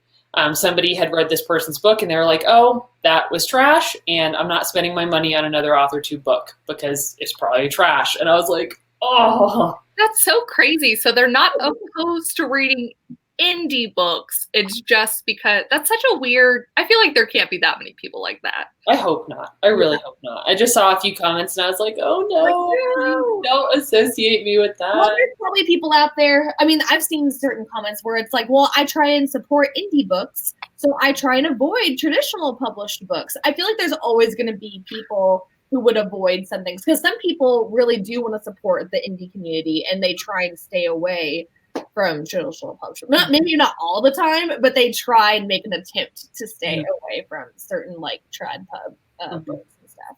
Right. Yeah, but I do think like in general that the indie stigma is definitely there. Like it still exists, but I think if like indie publishing as a whole or as a community starts raising its standards and producing really high quality books, then I think that stigma will continue to break down even further, which I would really like to see happen. Yeah, I agree. Do we need to do another sprint? I feel like we got into like, I loved this conversation. This I didn't know if like some people were like, when are we going to get to the writing or something? Yeah, let's go ahead and do another sprint then. Okay, sounds good. Good Girl Williams 1 asks how long will we be live? Right now it's 9. Normally we get off around 9. Where like we always do like 2 hours. I don't know like if you guys are wanting to do like one more long one or something, or however long you're wanting to go. But do you think this would probably be our last sprint of the night? Honestly, I'm pretty open. I think if we do a long one, hi Tifa. Yeah, I'd say let's make this the last one. Maybe like 15 minutes or something, like a little shorter than the last one. Yeah, that's good. It's tough because like we want to get on here and write all the words, but then it's so nice just like talking to you guys and talking to the comments. Everyone's such a delight here. It's hard not to chat. Mm-hmm. It is so hard to get my thing turned the way I want it to because it's flopped on here. And so I'm like, which way is it? Okay, I think it's there. Yay. And I know that we probably don't have to always use my timer. Like there's other ways about going about doing it. But I feel like people still like the timer and stuff. I love it. It helps me a lot. Okay. I still have 22. Shoot. Now I have to move it. And Monique, my next live stream is this Wednesday at 7:30, by the way. Yay, I can make it to that one. I'll be awake. Yay. I haven't done a solo live stream in a while. And so I'm just like, oh my gosh, I miss doing this. So like this is like the first one that I've done in a while. So it's been fun. I miss it. I definitely get a lot more writing done if I'm like solo live streaming, but being with you guys is just way more fun. Yeah, it was great. I accidentally added one more minute. Is that okay? That's fine. Let's do 16. If you guys don't like 16, oh well. Oh, let's edit this. Oops. How are you doing that, by the way, Natalia? Oh, how am I doing what? Write something at the bottom. How am I doing what? How are you writing that right there? Oh, I just go to banners, and you can like type anything you want into a banner, and then like edit it or etc. Okay, sounds good. I'm laughing at Jessica saying you're going to need to reset that. That was funny. Okay, you all ready? Yep, I'm ready. 3, 2, 1. Boom! Yay! Screaming! Go!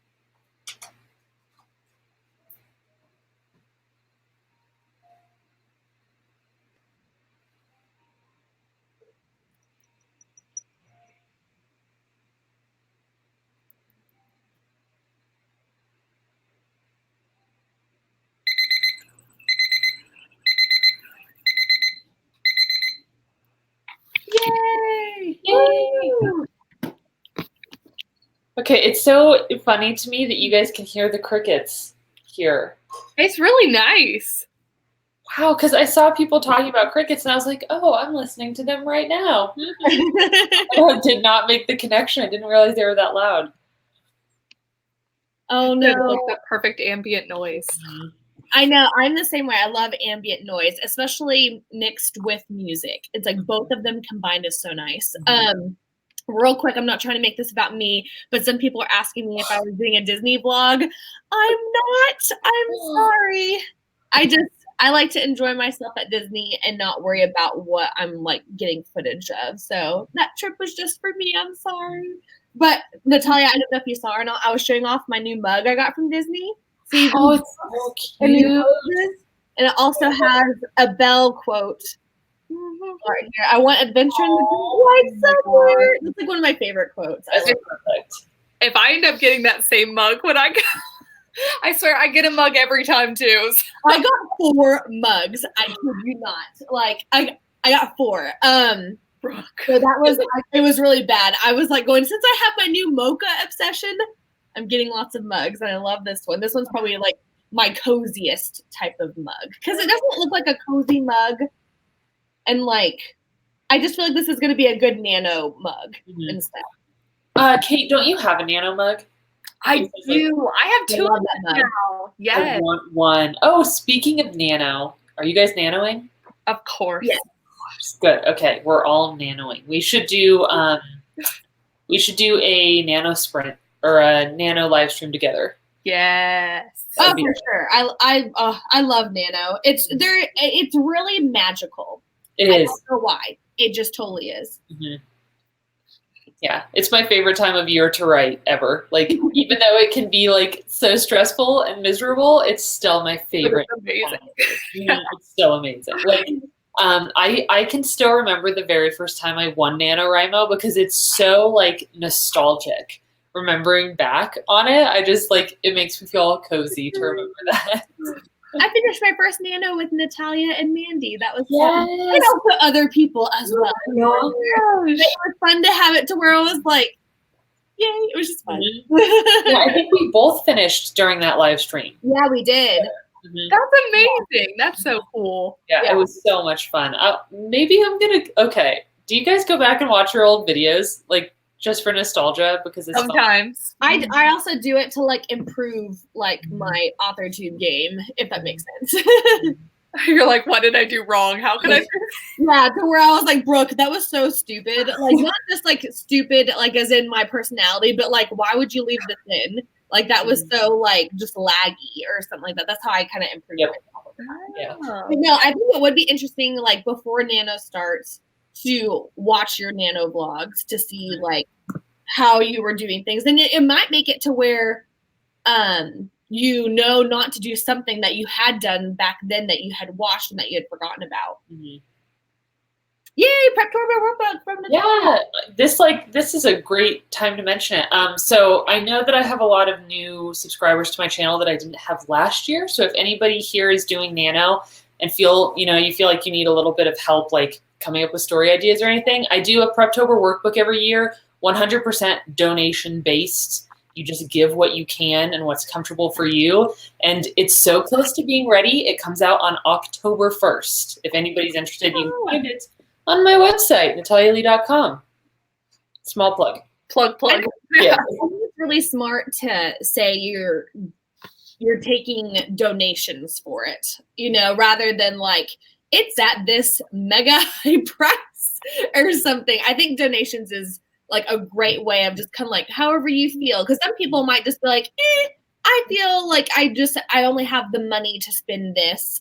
Mm-hmm. Or some people would be like, I love Natalia, I'm going to support her in any way I can, to where you might get a nice little bonus from something or whatever. I feel like it's a really like ethical thing to do for that. Well, and that's exactly how I wanted it to be, because I am like not wealthy by any means. And sometimes a book comes out or a planner or something, and it's like, wow, I would love that, but I can't spend that right now. Mm-hmm. So when I did this, I was like, I just want somebody to be able to say, I want that, and here's exactly what I have right now. This is what I can do. So, and it seems like it works for a lot of people. So that's why like I'm going to continue offering it at donation for as long as I make these workbooks, for sure. No, I love it. And it's very, very helpful. I'm excited to see like what all new things you're going to bring to the workbook, because you said that you had like lots more content that was there. So that's awesome. Do you like make any other kind of workbooks? I don't. No, I've never made a different one, but I would love to. Like it could kind of combine my love of storytelling with also like graphic design and those type of elements. So I would love to. I just don't really know what type of like workbook people would find helpful. So I feel like if I knew that and I knew like what to provide, then I would be way more likely to do it. So you're just waiting on the idea. Yes, exactly. Yeah, but I would love to. Let's see. Trying to see if there are any questions that Girl Williams had asked, where can I find the workbook? Oh, my website. Yeah. Yep, natalialee.com, and then it's under author resources. And again, it comes out on October 1st. Some people are sending in donations now, and I'm just keeping a list of everybody. But yeah, that's where it's at.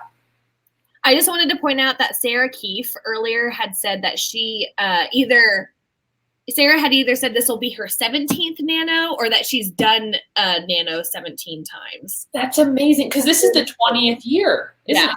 That is crazy cool. Amazing. I mean, have you guys checked out the new website yet? No. Is it different? I haven't checked it out, Kate. I think I saw it on your stories, actually. That's how I learned about it, I feel like. It's very different, but I'm excited. So it'll be interesting to see, because I don't know how much like of the forums y'all do and stuff. But I like chatting with everyone there. Becca did tell me that they took away and they've added in like badges. So, right? She used to do the like, if you write every day for 30 days, you get like a special badge. And I can't find that one anymore, but they have other badges for other like streaks. So they're still working out some of the kinks. So I'm wondering if like they might add that one in. But oh, I can't wait. Like, I have not checked out the new website, but I saw it's really cool. I wonder if that means that the Camp Nano website for next time that there's a camp, will be different at all.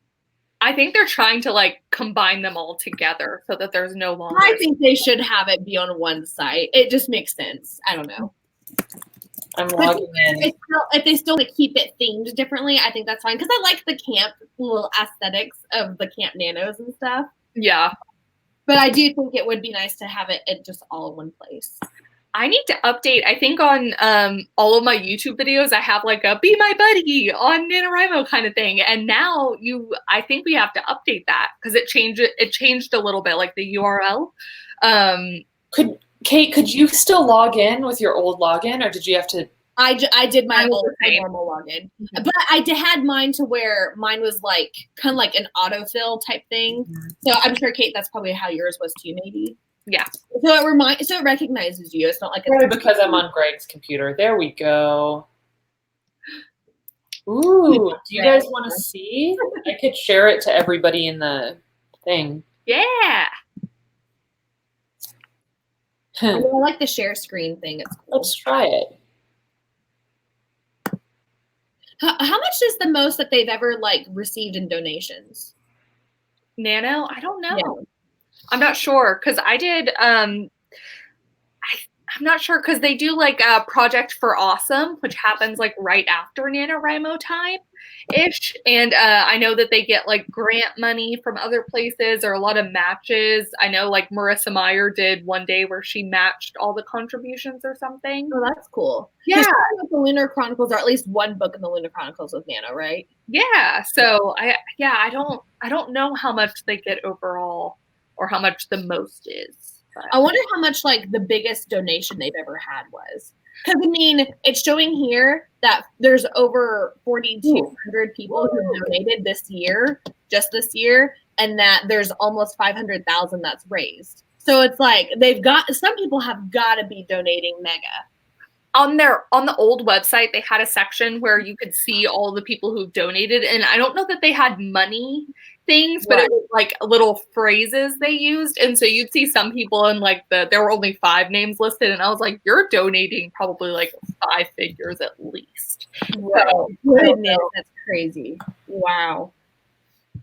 Can you guys see this? Yes. yeah.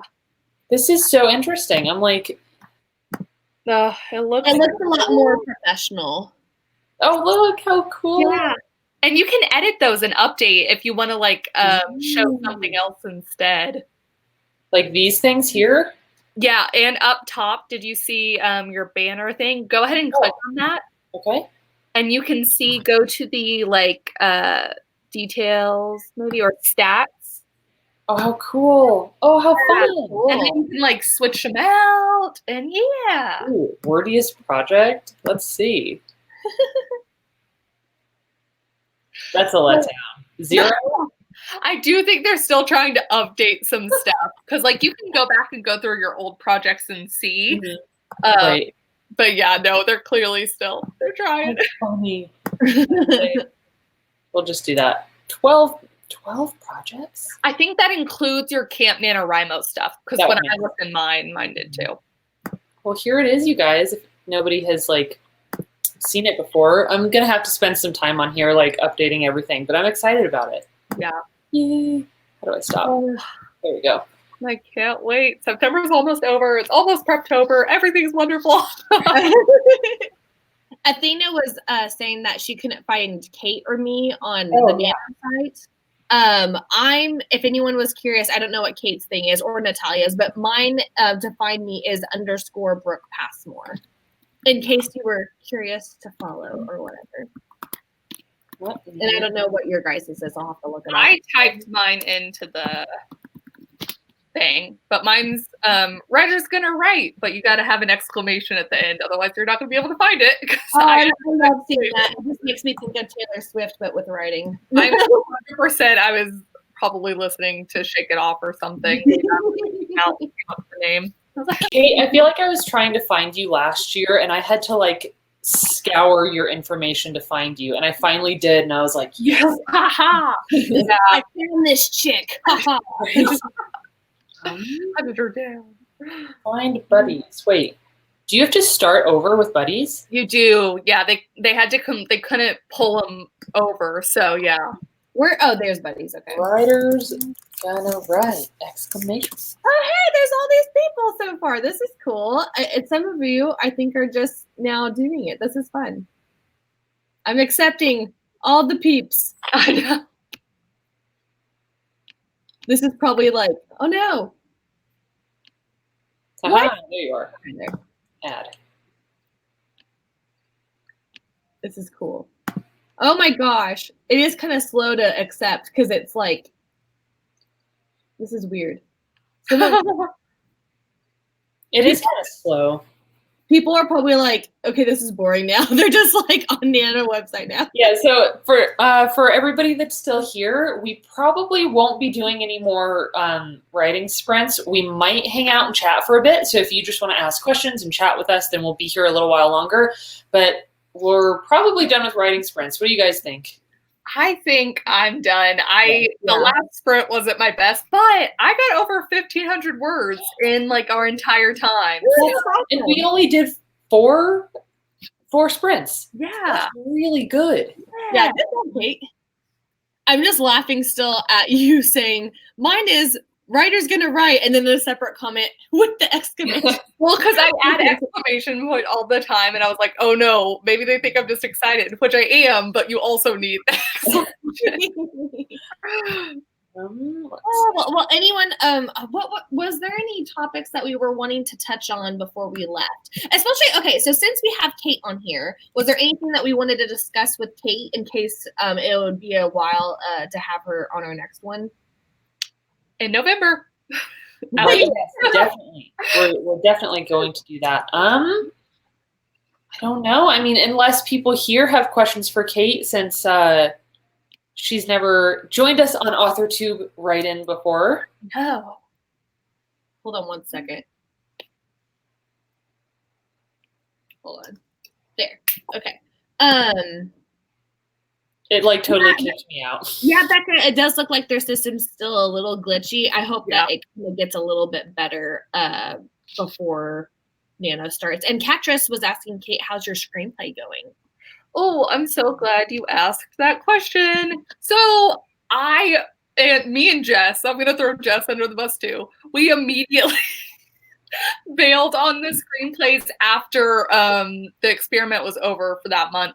But I want to do my next one. I tried writing like Shonda Rhimes. And so I forgot about that.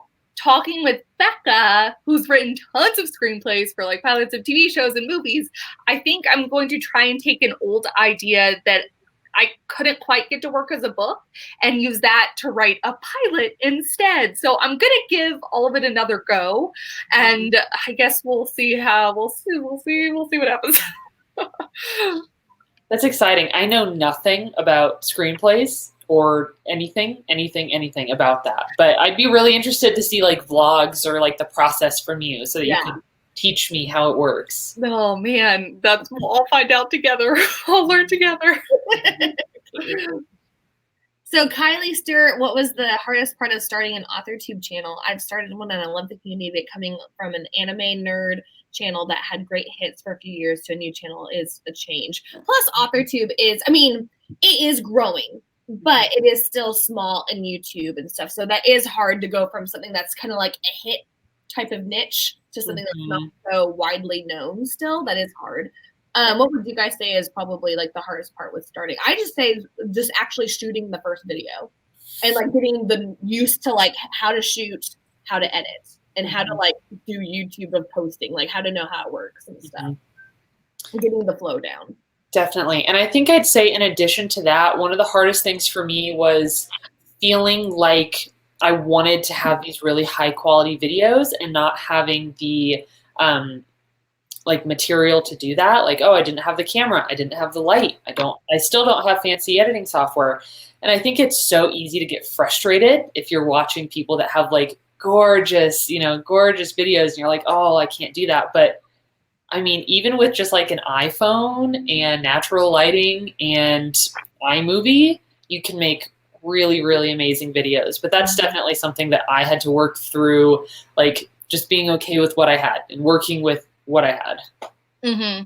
And I do think that that's a plus side with AuthorTube is I don't think the expectations compared to like other movies are that high. So you totally can. Like I don't think any of us have.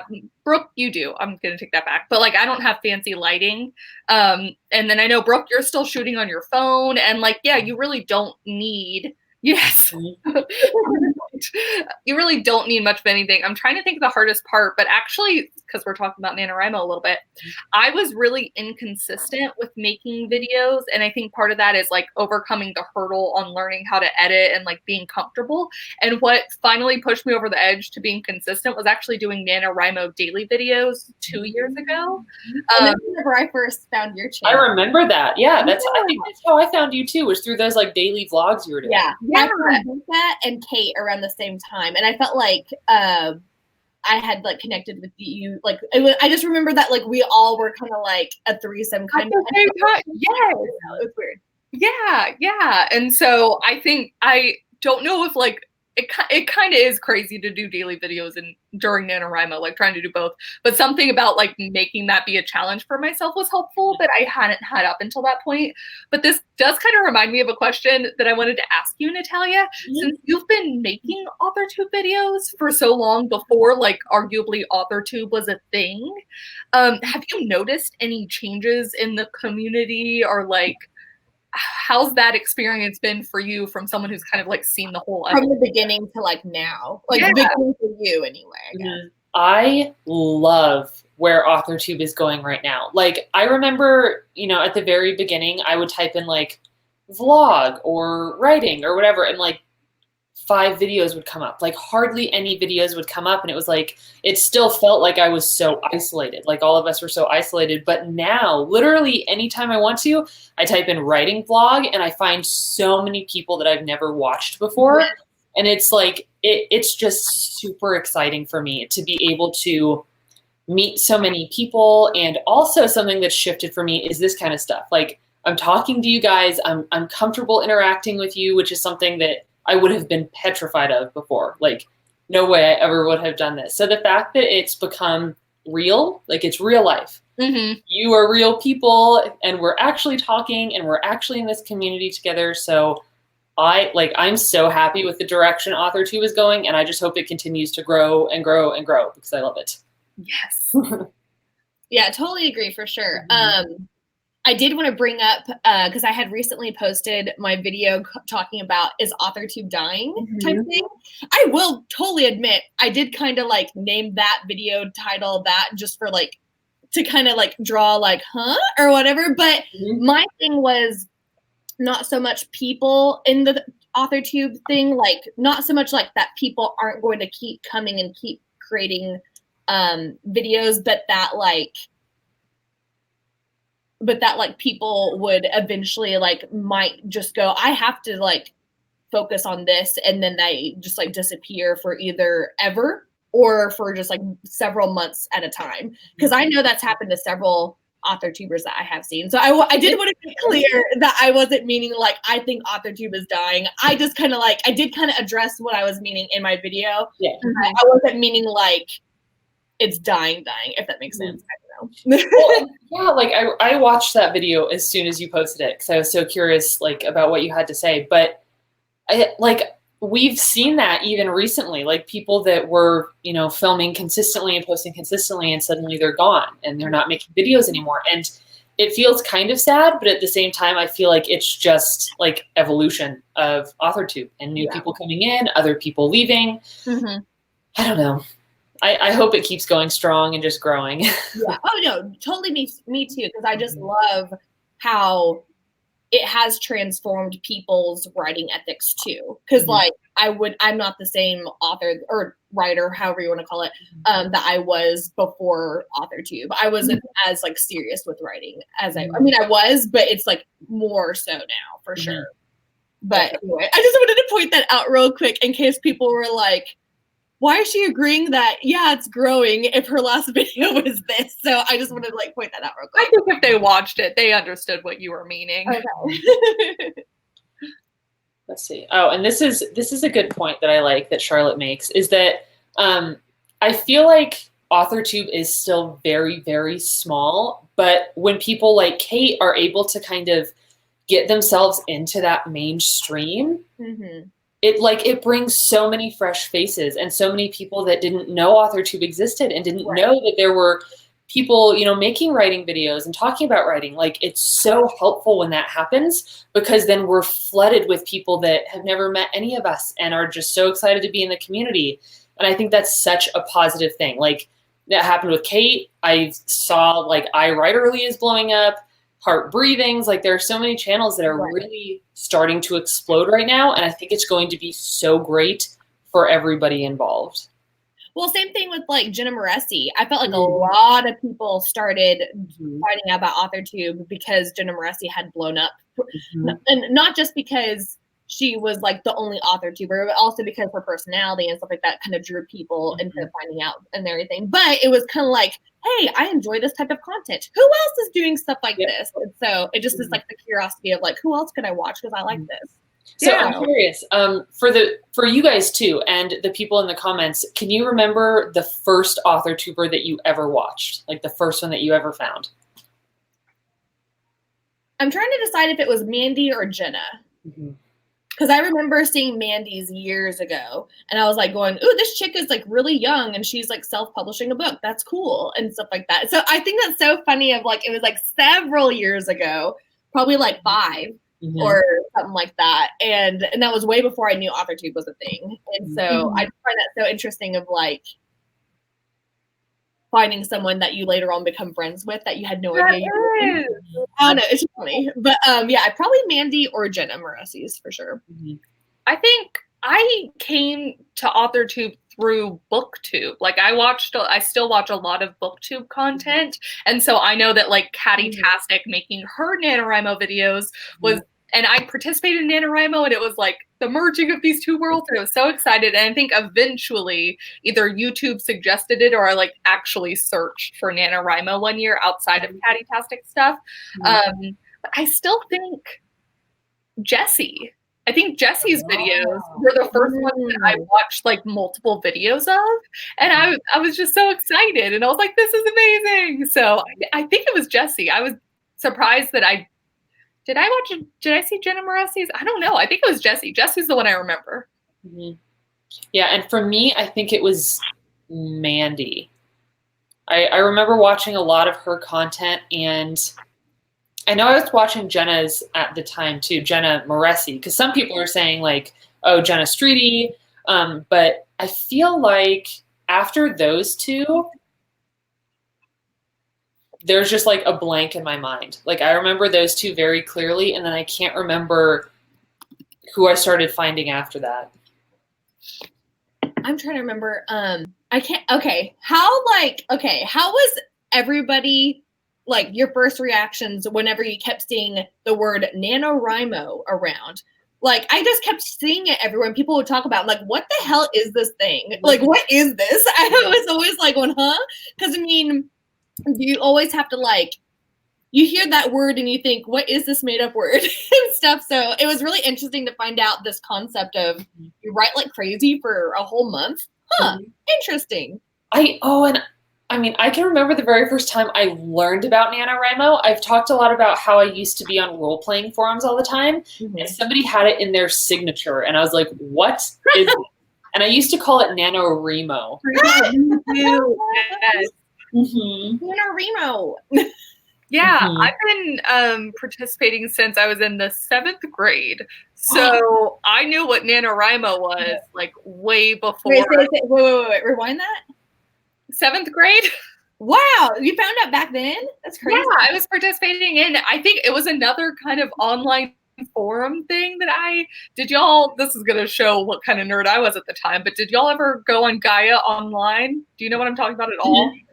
Yep. Someone please. Okay. I do. And so, like, that's where I learned about NaNoWriMo from. And then I just did NaNoWriMo every year since 7th grade. I have not won all of those years. Right. But that's why NaNoWriMo's every single year since 7th grade? I participated. I have not won, but I Wow, that is so cool. I think it's so cool whenever you start writing at such a young age and you're like pursuing at such a young age. Because I mean, I wrote at a younger age, but I wasn't very serious about it all the time. And I feel like that's really serious to be like doing that every single year to participate. You may not always win, but that's okay. I still think that's awesome. It was the same time I was getting into like Harry Potter fan fiction. So I was doing my Harry Potter fan fiction, and then I was like, oh, and then I can do NaNoWriMo in November. And like, yeah, so I was just very excited. Can I tell you guys? Oh my God, Neopets. I'm sorry, but no, you're totally obsessed with Neopets. I was obsessed with Neopets. Like, I even admit that when I was like early in college, I used to get on there just to like relive my Neopets days.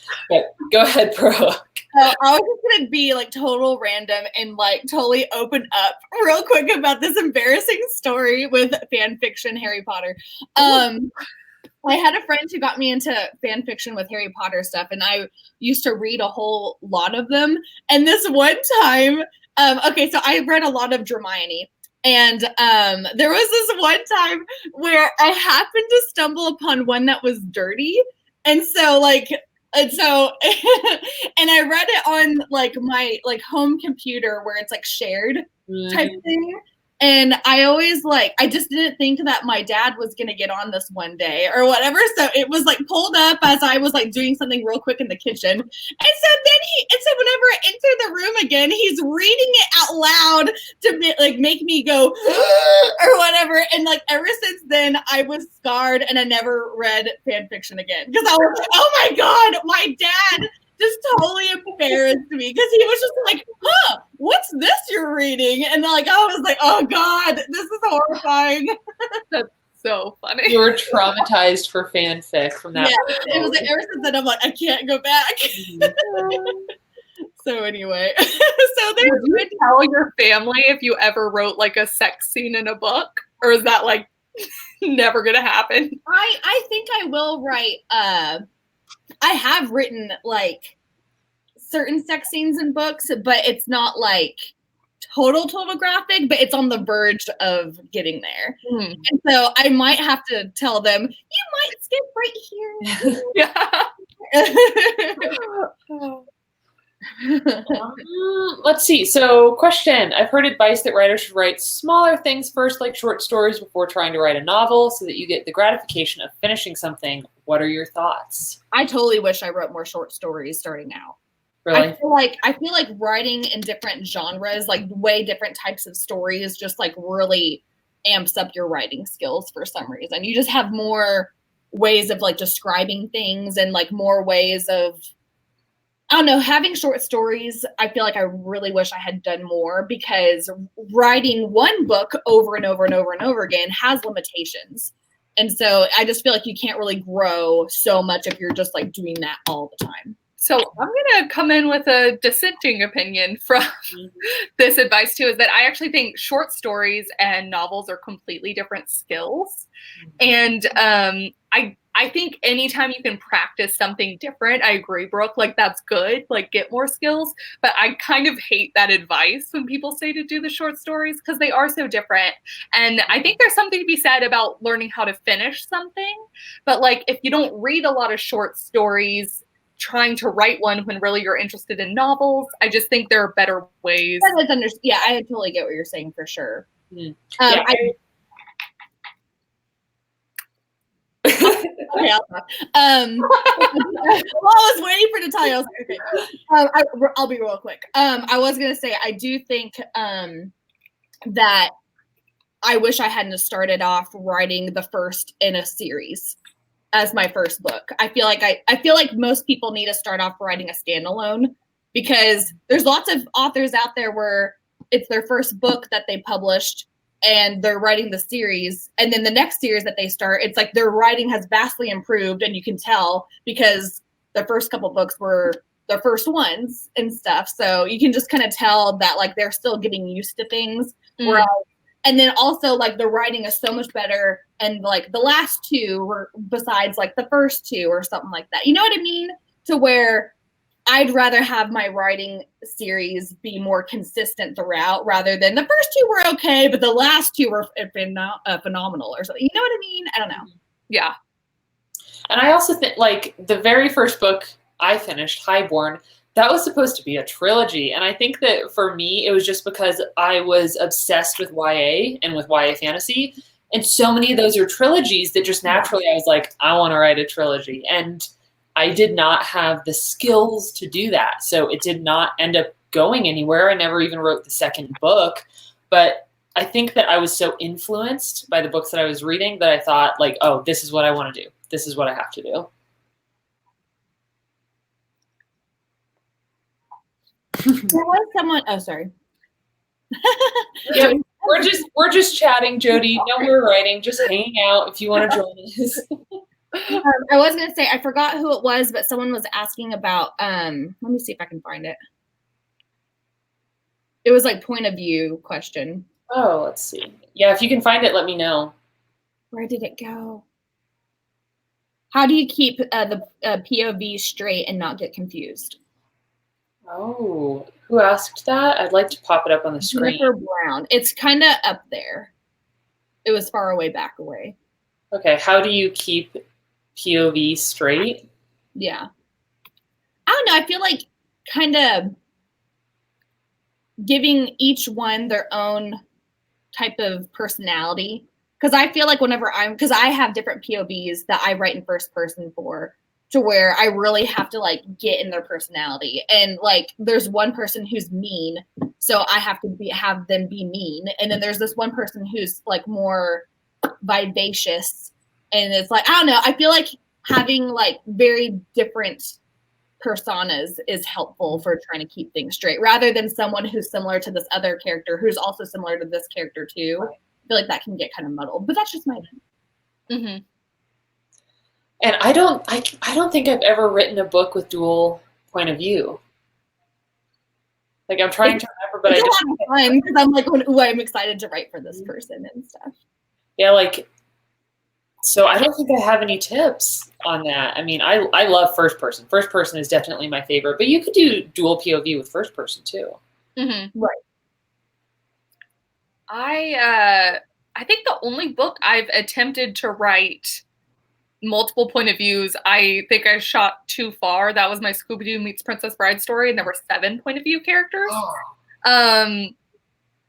And that one was a struggle because I think kind of like Brooke was saying, where 4 of them had very distinct personalities and for me were easy to write, but then the other 3, I just could not get, I just couldn't get them. So that's actually the one that I want to try and write the pilot for instead.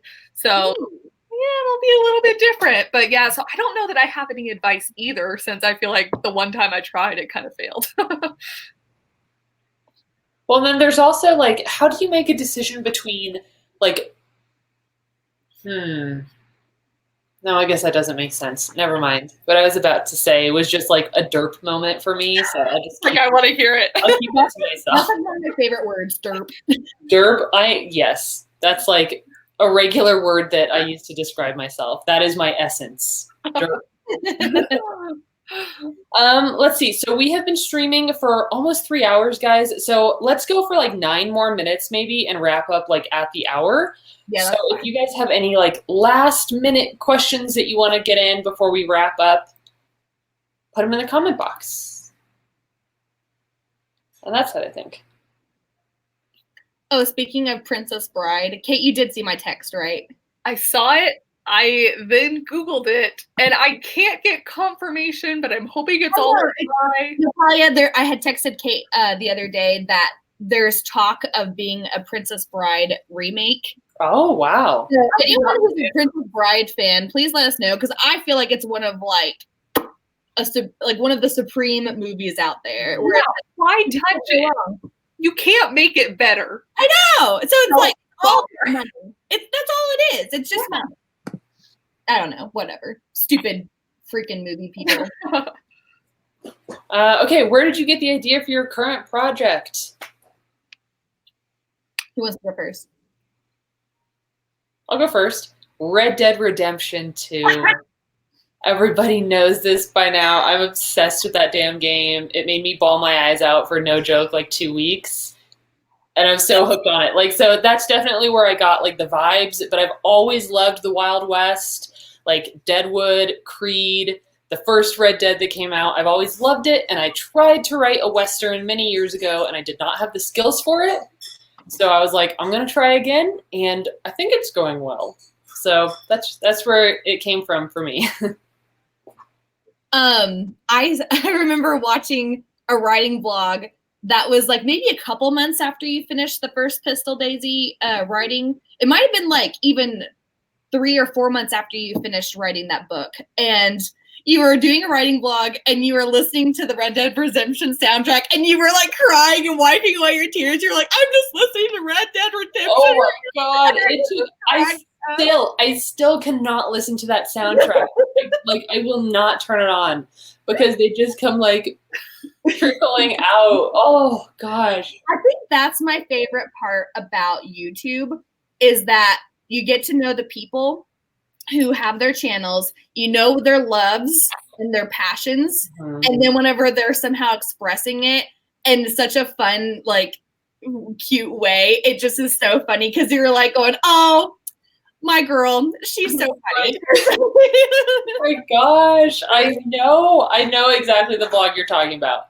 I just like turned it on my face and it's just like silent tears trickling down. That game, oh my God. Oh my gosh. Oh, and Kate kind of cried reading Red Rising. Red Rising, yes. Oh, I've never read that. She was like going, I knew this was going to happen. I felt tricked because I knew it was going to happen. And then for like a few pages, I was like, baby, it's not going to happen. And then it happened. And I was devastated. I've heard good things. I haven't finished it yet. It was just the first. Mm-hmm. My coworker at work, she's obsessed with that book series. She loves it. Just makes me think of Natasha. I know. Right? I think that's the funniest thing ever when they talk about Prisoner. And I like how Jessica just said, I cry at all the books in all caps. Yep. I do too. I'm such an easy crier. Books, movies, TV shows. I actually don't cry that much in books. The last time I cried probably, besides listening to the Harry Potter books, besides that, the last time I cried reading a book was whenever I read The Hunger Games for the first time. Aww. Spoilers for Hunger Games, people. I'm sure everyone's read it though. So whenever like it's Katniss and Peeta at the very, very final part of the book, and they had just announced like, oh, by the way, it's not two people who last, it's only one. You have to choose who's gonna die, pretty much type of thing. And Peeta was like, I'll eat the berries, Katniss. And I was like, when Peeta would sacrifice himself for her, and I just started crying, going, no, Peeta's gonna die now. He would kill himself for her. I remember a tear dramatically falling onto my page. Reading the page. Let's see. This is an interesting question. Was there a book that you read as a child or teen that inspired your need to become an author? 100% for me, and mine was definitely Twilight by Stephanie Meyer. Like, there was something about that book series. It's the first series I remember being obsessed with. Like, I read it constantly. I thought about it constantly. I was obsessed with it, and it made me realize that I wanted to be able to do that for somebody else, like to write a story that could influence them like that. So for sure, Twilight for me. I mean, as someone who wrote Harry Potter fan fiction, I feel like my answer is pretty obvious, but Harry Potter, because it was a similar kind of thing where I was just like, oh my gosh, I would dress up and we would go like at the midnight releases and I would get my book, and they always released kind of around my birthday. So I would get my own copy and the rest of my family would share a copy, and like we'd go through and like I was just, I was obsessed, and it was a wonderful time. But also, YA, before it was like as big of a thing it is now, Meg Cabot, all of her books. I think she actually, Harry Potter was like a thing, but she was the first author where I was like, I think I could do this too. And she makes me want to do this and like that kind of thing. I think Meg Cabot, I think of you, Kate, now, because like the sense of humor in her writing, like for some reason reminds me of like certain types of your sense of humor for some reason. And so I'm sure I always think of that now. Yep. Mine was, I was in 8th grade, and my mom had bought me this one book at like at a book fair or something like that. And she didn't know it was like the final book in the series. Because it didn't really say that on the book anywhere and stuff. I guess that's for like trying to sell books. So that way it's not like, this is the 4th book in a series. You know what I mean? And so my mom didn't know it was the 4th book. So I started reading it. I was a little confused, but I was intrigued. So then I was like, well, let me get the first book. And I read the first book in a day. And that was the first time I'd ever had done that before. And then I read the second book in a day. And then the third book, after reading that, I emailed the author knowing that there was only one more book left. And I was like, please, don't this be the final one. I'm desperate for more.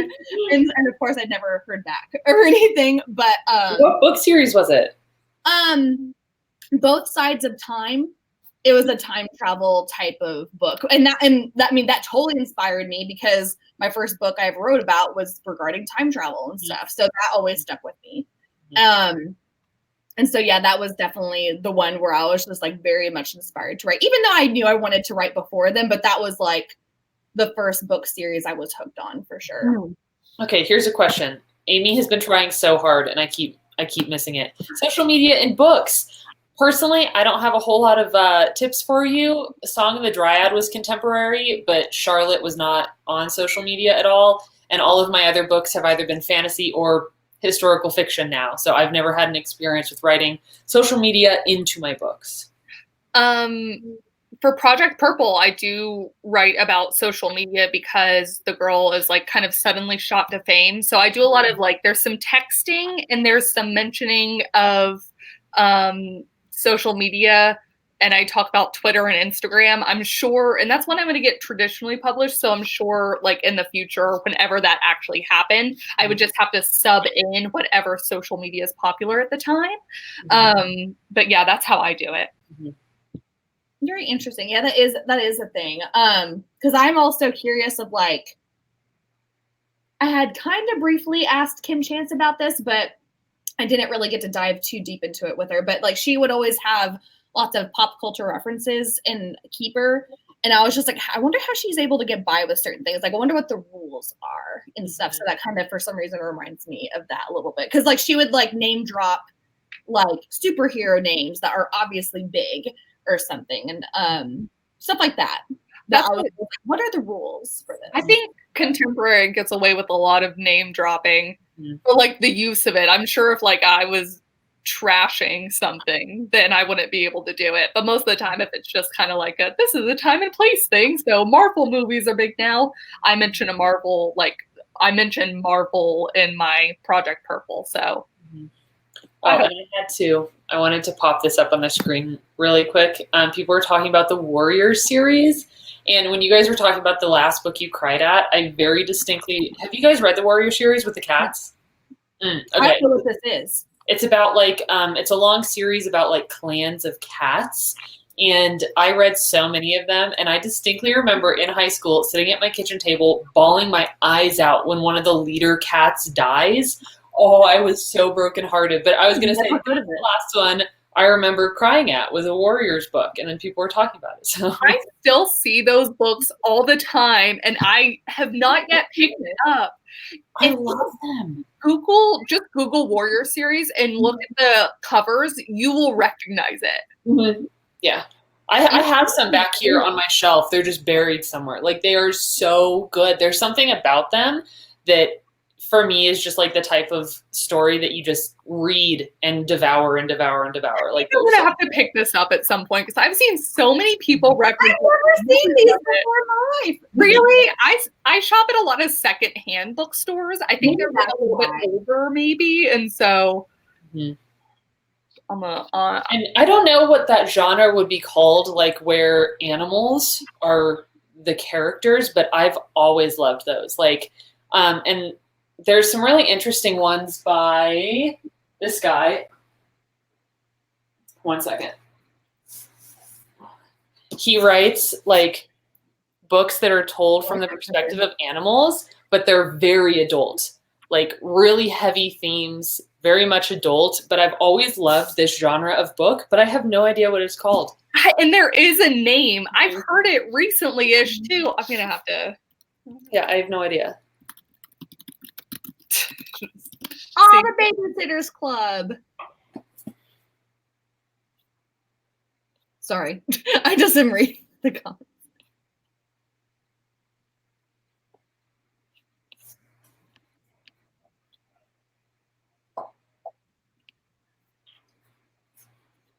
I have never heard of like everyone's talking about the Warrior books. Never seen those covers before. Never have heard of this before at all. That's crazy. So good. Oh my gosh. Is it just animal fiction? That doesn't seem right. Because they're like the narrators. Sorry. I read those, the Boxcar Children. Yeah, I remember I loved the first book because it was very like, what's the word? And for some reason, this is so mean. I love it whenever kids somehow don't have parental figures. I don't know. You know what I mean? It's such a popular trope in YA. The parents are just gone. Get them out of there. Like, the parents are gone. And in the first book, it's a lot. I feel like it was more like, what are we going to do? Like, they're like hopping from boxcar to boxcar to try and survive. And I just, for some reason, I found that so intriguing. I don't know. You know what? When I read those books, I stopped reading those books because I thought they were too sad. Like, as a kid, I was like, this isn't for me. All right, how about one last question and then we'll wrap it up, everybody. This is a great one to end with, is how did you guys connect with other AuthorTubers and form solid friendships? That's a great question. Leaving comments all the time. That's true. Yeah, because I think, Brooke, before you started making videos, you were just all up in the comments. Mm-hmm. You did such a good job. That's totally like how, like, I would always be leaving comments all the time. Now I'm really bad at doing it because I'm just not able to always be watching all the things and stuff. But, or if I do, I go, oh, I need to leave a comment on that later, and then I forget to do it or something. Yeah, I just always left comments on people's videos because eventually your little profile pic or your name will like start to be imprinted on the person who's reading the comments. And it's like, oh, well, let me check out this person who is always watching my stuff type of thing. So I always felt like that was something of like how I like inserted myself into the community. No, I think comments, like meeting on live streams like this, like I see the same people in live a lot of the time. And I'm like, I know what you're working on. I know what you read last. Like, I feel like I got you kind of thing. Yeah. And I feel like this might sound silly, but honestly, just being like a normal average person, like commenting and interacting, like you get to know those people. Like Brooke and Kate said, you see their face all the time, you know what they're working on and what they're doing. But in terms of like us, like creators within the community, I think live streams actually have really, really helped me. Cause like, this is the first time I'm connecting with Kate and I already feel like, oh, I feel so much closer to you now because we got to talk and like see each other and interact like this. So live streams for sure, like really helped me.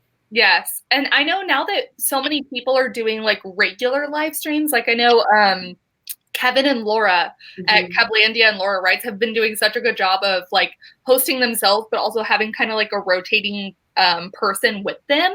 And I think that's such a great way of doing it. I think I kind of I might steal some of that in the future because I just think it's so good. And it's like Natalia said, because I feel like I have connected with you so much more than just like, because I've watched so many of your videos, but it's like now I'm like, oh, we got to have like a conversation kind of thing. It's an extra level of getting to know someone. Yeah, exactly. It's hanging out and getting coffee just via the introvert method. Yes, perfect. So all right. Well, guys, we've been streaming for over 3 hours and we have maintained over 100 viewers this whole time. So it's amazing. So thank you so much to everybody who joined, who participated, who left us comments and questions. I don't know when the next live stream will be. Oh, Brooke is streaming Wednesday evening. Yeah, this Wednesday at 7:30 p.m. Central Standard Time. That's when my next one will be. And yeah, we always, so I don't know if Kate will be available to do the next one because Mandy's so busy with her wedding. That's why she's not able to be here this time because she just has lots of wedding stuff coming up. And there's a pop. So I don't know if Kate will be available to join me and Natalia or if we'll have another guest host. I'm not sure. But Kate, we would love to have you if you ever want to join us again. We never know really when our next one will be group-wise, writing-wise, but it'll be sometime always usually at the end of the month or something. So, yay! Fun stuff, everybody. Had a great time. Thanks for everyone joining in.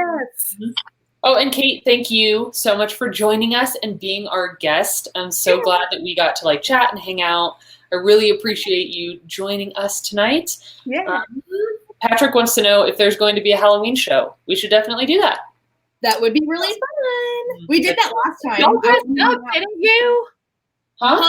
Y'all dressed up, right? Yeah, that was fun. Let's see. Halloween is on a Thursday. That'd be a good night. A good night for a live stream. I don't know if I'm going to be available for an actual Halloween night, but I don't mind dressing up still. We do. All right, so I think we're just going to go ahead and wrap it up. I am starving, like always. So thank you guys so much for joining us. And we'll see you in the next one. Bye. End broadcast. Bye, everybody.